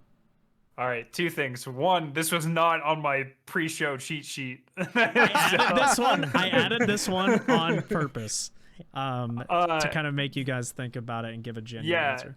And then my second thing is, you think I play other games? I was waiting for that answer. Bro, I did ask this to Skarrow, and I was like, wait, he's max Trump score. Fuck, dude. I don't know if I should ask the right person. Yeah, man. Look, the games I played recently that are in Destiny are Alan Wake, which has no end game. And we've played a couple Fortnite games, which has no end game. And hey, if you know what, dude, you're probably a champion of the people in chat right now. They're like, hell yeah, he's holding out strong on just D2. I respect it. I really do. I play Marvel Snap, no end game. Starfield, I didn't beat the campaign. Remnant 2, not really an end game, not anywhere close to Destiny. And I think there's elements of Remnant 2 that could be brought over to thing. They actually, so one of the notes that we talked about earlier was Fireteam scaling. That game does it extraordinarily well, actually. I don't know. I only played solo. So, yeah, I don't have that many friends, dude. If you go from solo to the full like team of 3, it is unreal the level of challenge you get in that game as a full team. And it's like, dude, you want to roll in stacked, you're gonna get your ass handed to you for a few hours. Like, it's pretty wild. But yeah, I guess if you have more to add, feel free. Otherwise, I'll defer to. Yeah, I got nothing here. I got nothing close to Destiny. That's okay.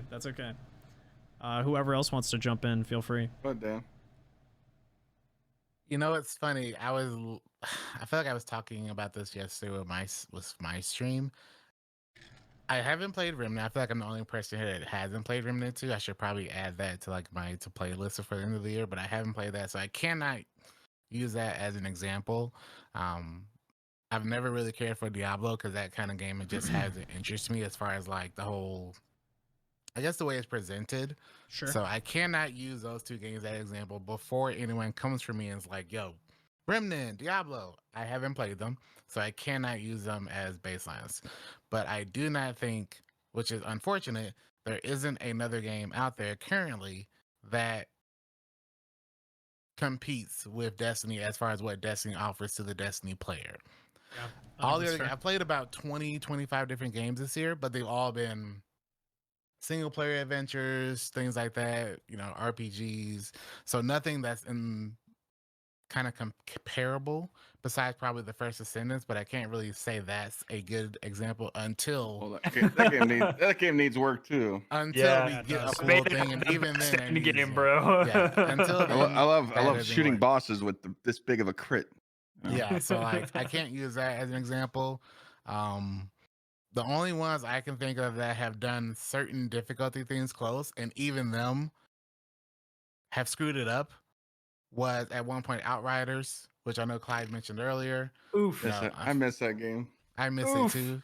It's the only game I ever did a 40-hour stream for, but like I love that game, but unfortunately it kind of just, you know, I farmed the demo boss for 98 hours.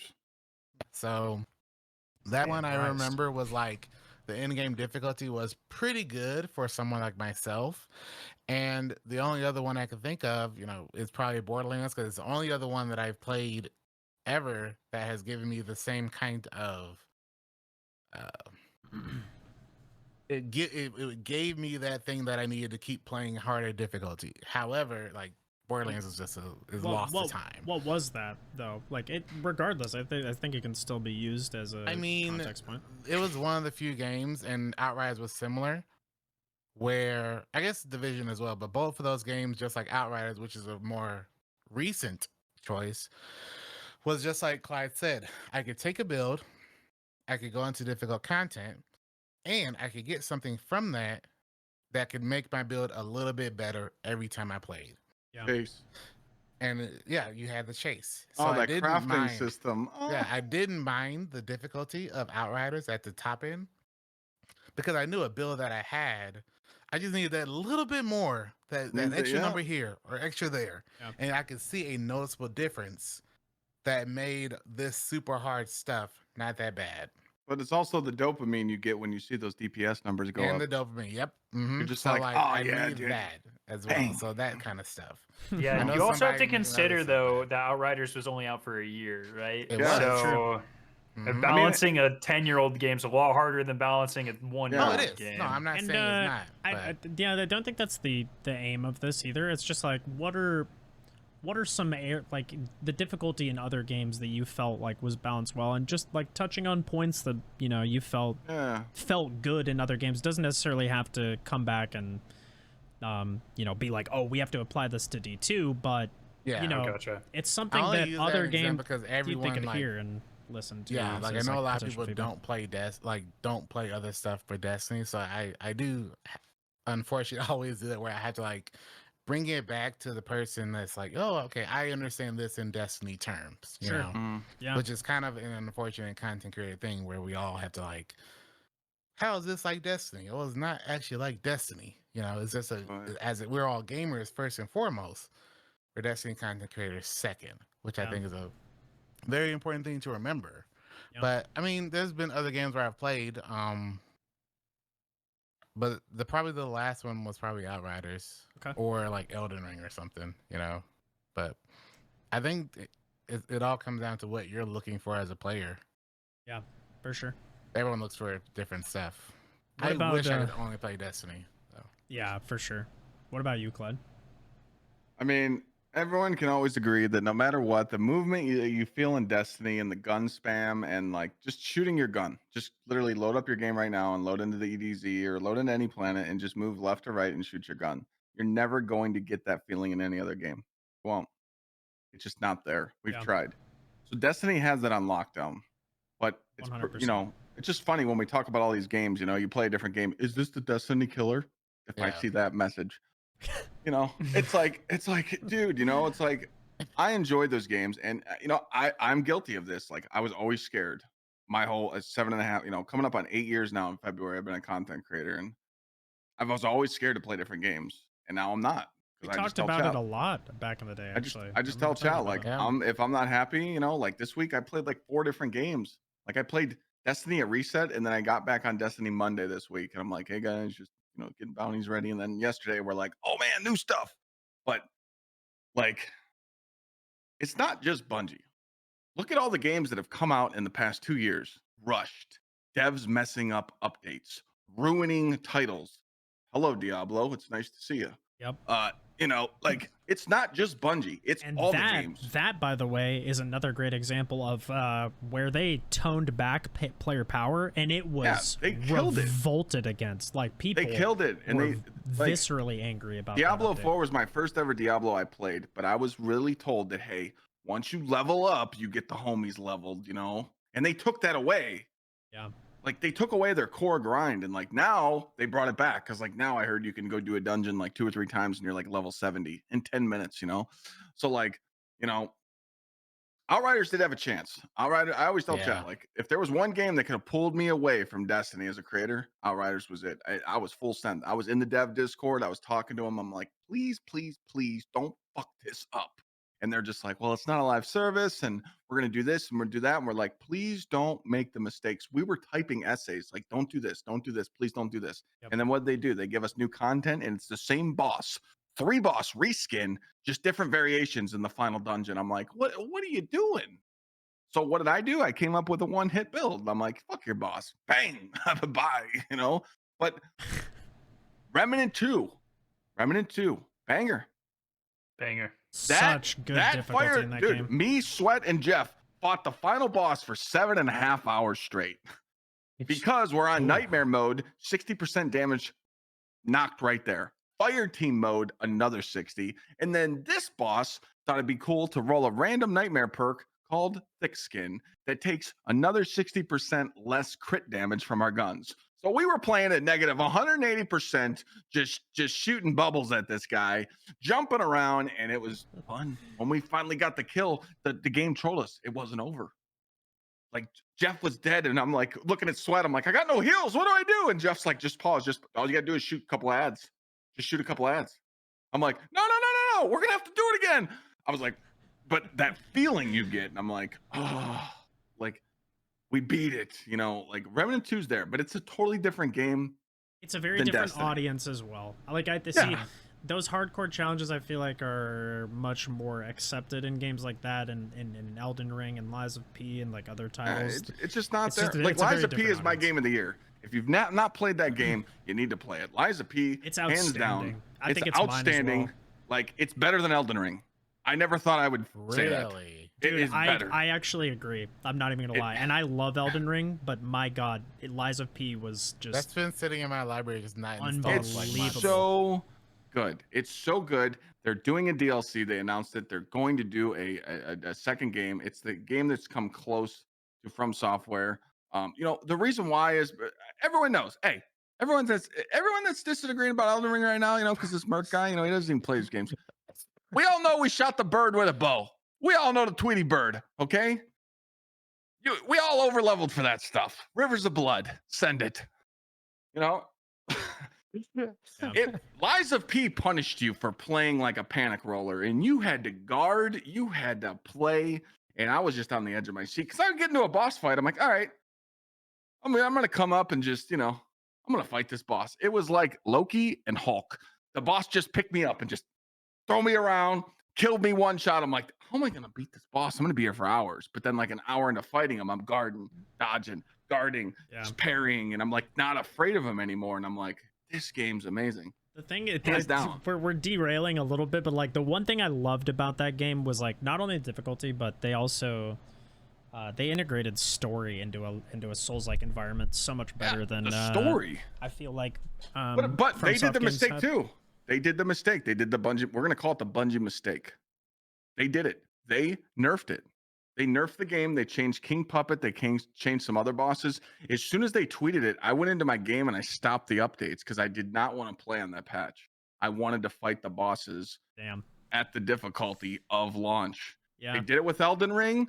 From Software usually doesn't jump on those. Like they nerfed Radon. They nerfed some other stuff. They changed Millennia. From Software, like they never really did that in their previous games. They always just said, hey, this game's going to be pain. Yeah. Have fun, you know?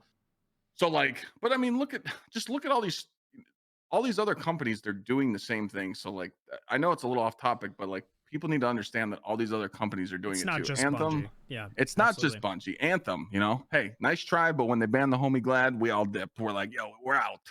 Yeah. Even though they had no end game. You know, Outriders, you know, Cyberpunk, you turn the thing on and it turned your PC into a microwave. Plus, you're falling asleep because there's dialogue every 5 minutes. Yeah. You know, it was boring. But the DLC was cool. I watched Cross and I watched Glad play it. It was cool, but like every game is just rushing and they're making the same mistakes. And I really hope that like. Do you hope that if they told you, so say tomorrow TWAP comes out, they announce the actual delay, which hasn't been confirmed yet. It's just been confirmed by other sources, but Yeah.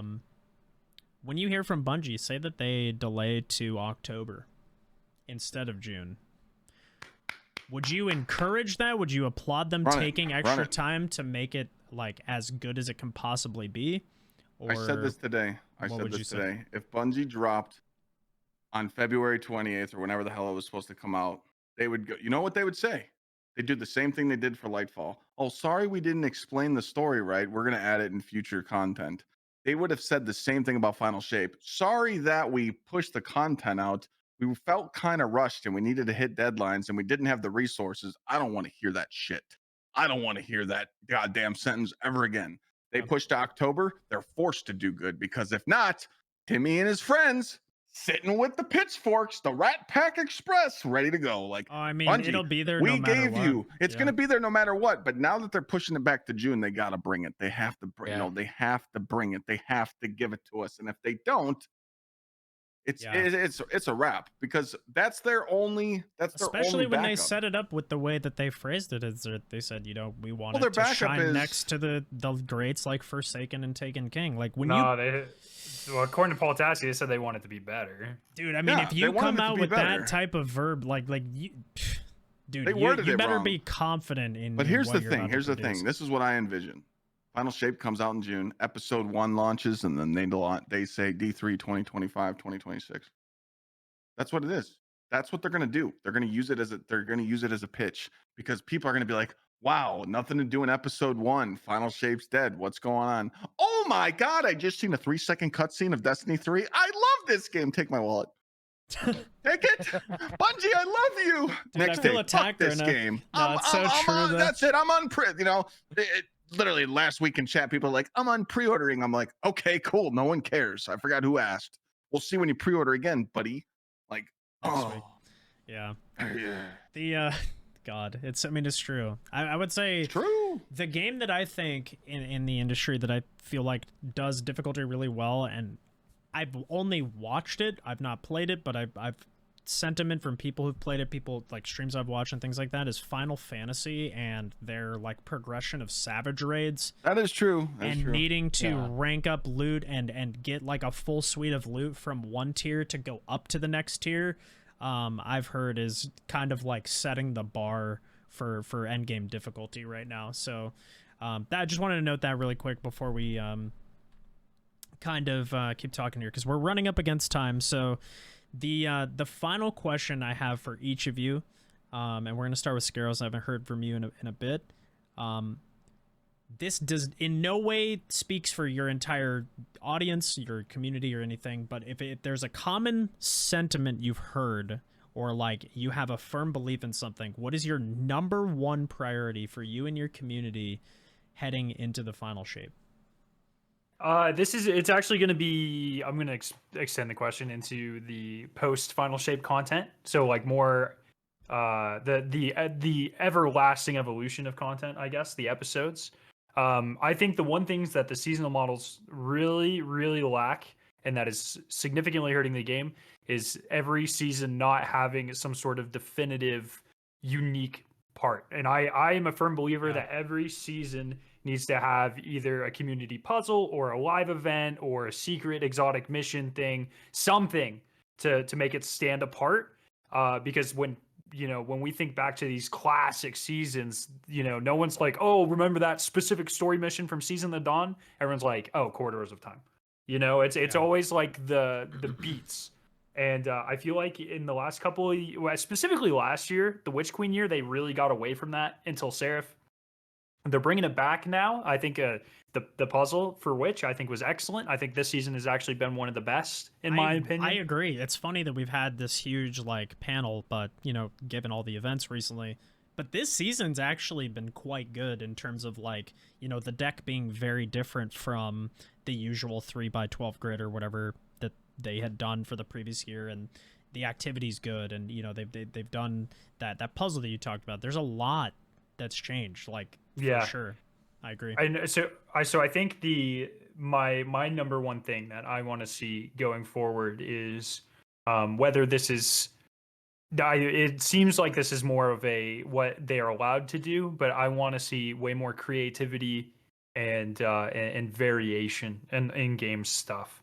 Enough playing it safe, I want to see some crazy shit, and I think that's the only way that people are going to stay interested in a game that's nearly 10 years old. They've talked about we talked about that in previous panels, like them taking risks, and it's a two-sided coin, right? Like sometimes they're going to take risks and they may not pan out, and other times they're going to take risks and they'll strive to make something totally unique, and it's going to be a banger that everybody remembers. And I think you need to give like Destiny some freedom in the dev team, like the room to try and do those things for sure. I completely agree with what you're saying in that regard. Some of the things that I feel like they did well in terms of themes, like more recently, I thought Chosen was pretty interesting from like a thematic standpoint. Like That was Kydal. That was Kydal. That was like, Yeah. you know, I always get Chosen and Worthy first mixed up. Battlegrounds. Like, obviously, people aren't a fan of Battlegrounds now, but it was like the first time I think we saw Battlegrounds. We got a new strike that came along with it, right, with Proving Grounds and everything. And like, I felt like that was more of like a cohesive experience. So I agree. I feel like the more that they do those sorts of things that actually stand out, would be good.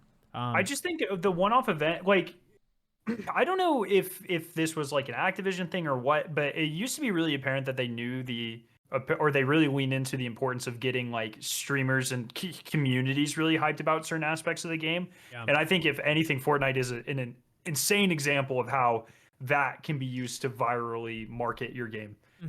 Those one-offs, and I think puzzles are a great way to do that. It doesn't have to be Travis Scott concerts. You know what I mean? Yeah.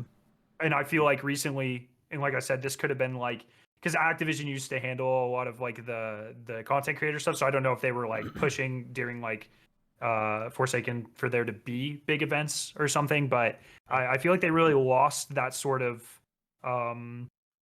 these events that bring everyone together and get everyone hyped. And I think that's a really important aspect of community building that they've really been lacking recently. So, and it's starting to come back, but I'd like to keep seeing iterations and really driving into that. And before we move on to Dan, I guess the final point in that, to like, you know, that's something that I think Joe acknowledged and they're actively working on, and I think we're starting to see like the fruits of that change, you know, from that feedback cycle that we saw. But the other part of it is like I think like any game in any business, there's a business model that they see is working, and they're like, oh dude, we're going all in on that. So like, the Season of Arrivals grid was present for what, a year and a half almost, just every single season, same thing, copy paste format. They make little tweaks here and there.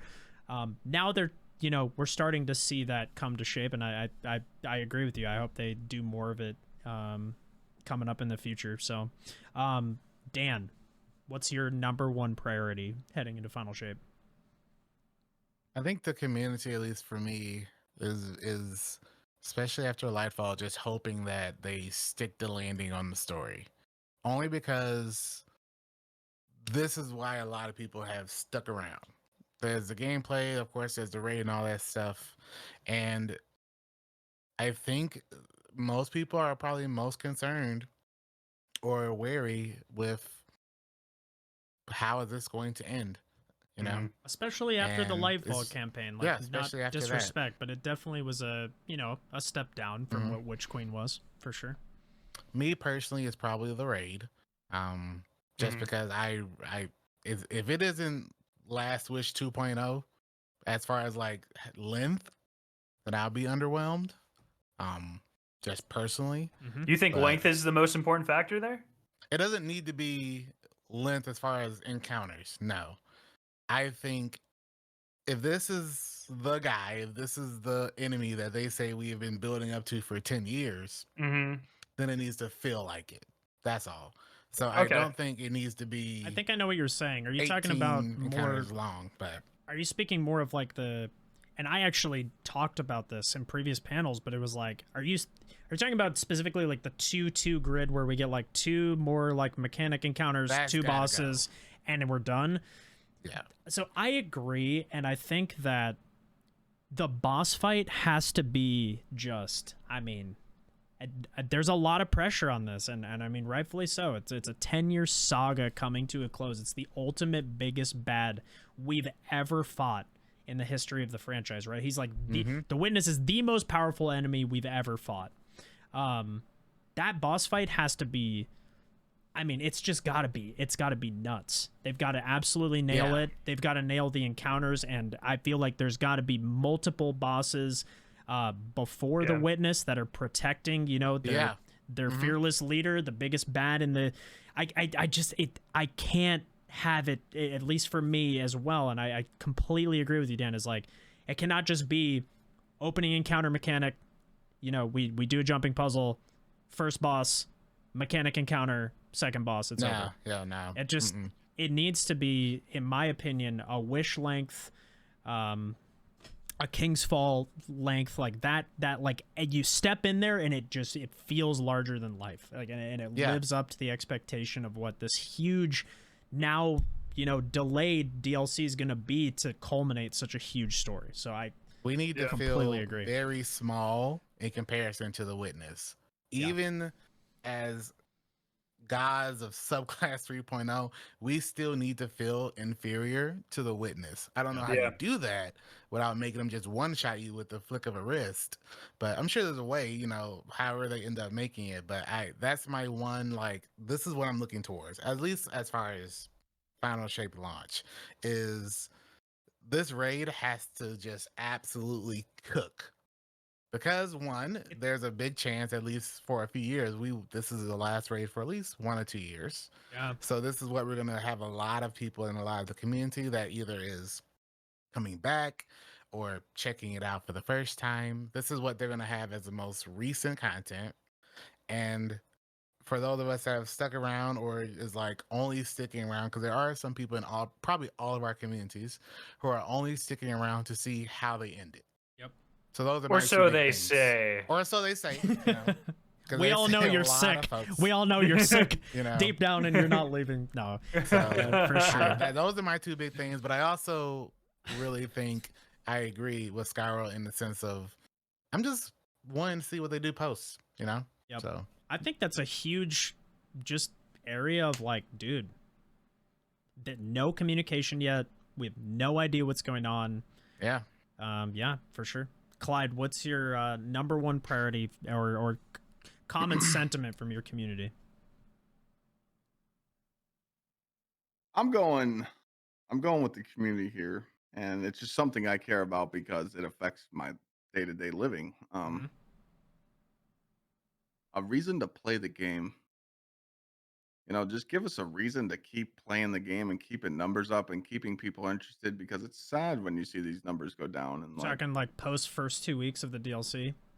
Yeah, we need incentive to grind. I get it. You want to keep 90% of the player base intrigued, but kill the 10% hardcores. But again, it's the teeter-totter effect. They can't make everybody happy, but all the end game. Yeah, I mean, I beat the Lightfall campaign. I'm like, what? What's going on? I don't even know what happened. I want the lore to be banging. I want it to be like it needs to be some crazy stuff, and it's not just the raid. It needs to be more. The game needs to be more loot incentive to want to grind, not just do the raid or do the season. I mean, there shouldn't be seasonal activities because remember they said like this final season is the final season of their old grid. So yeah. Yep. Final Shape should be something totally different we didn't see. And I mean, we saw the XP stuff, that remember how they showed that chart that they're gonna go away star from chart or whatever. The star chart. Yeah. It's for like XP and stuff. So like all that stuff's gonna be different. I want this raid to be crazy. I want the Witness to just we come up in them all on this spaceship, and all of a sudden he just one-shots us all, and then we're just laying there, and then like he dips and goes into it like he's trying to run out of the universe and run from us, and then all of a sudden, bang, we get resurrected by the ghost, and we just teleport to his ship and then kick his ass and make his ship crash down somewhere, and then we fight him again. Like, it needs to be some crazy raid that we've never seen before. We don't want a 24-hour beatdown because we saw what Last Wish did. No, but we need something just monumental, and chat, grow up. That's a grow up moment, by the way.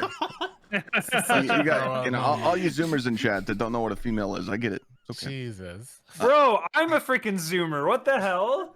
Well, I mean, we'll make an exception for you. You got good hair. Okay, you got good hair. Someone did ask me someone told me to ask me about your hair routine, Skarrow. They were like, "Damn." God damn it, bro! I keep trying to tell people I don't have a routine, man. I neglect the shit out of my hair. Okay. You use a straightener?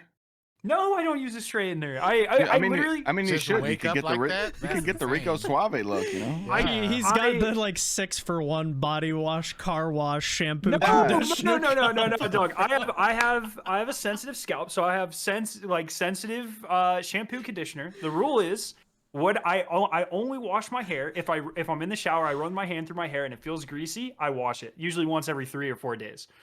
I take a shower in the morning, a shower at night, and I brush my hair only in the morning. That is the only. That is. I don't take care of my hair. I'm dead. So that's Everyone. the routine right there. That's not it. a serious question, but that's No hilarious, no bro. product, nothing. That's it. Stop, dude. Stop while you're ahead, bro.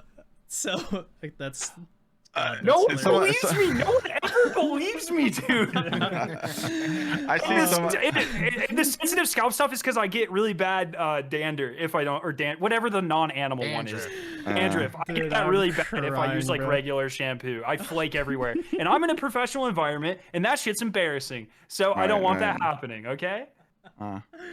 Oh my I will God. fight anyone in chat right now. You Okay. gotta just join the rest of us and just shave it off. Dude, just shave it off. Let it go, bro. Shave it I off. think for sure. So I'm a chemist. I'm a research chemist. I just finished my PhD, and I just started at like an actual industrial company. I thought for sure when I joined that they were gonna be like, the hair's got to go, but they are.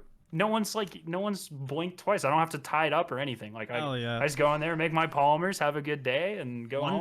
One day a chemical might singe off some of the ends or something, but until that happens, we're good. It'll be fine. I agree with Clyde though. Like bring us back to wherever we were.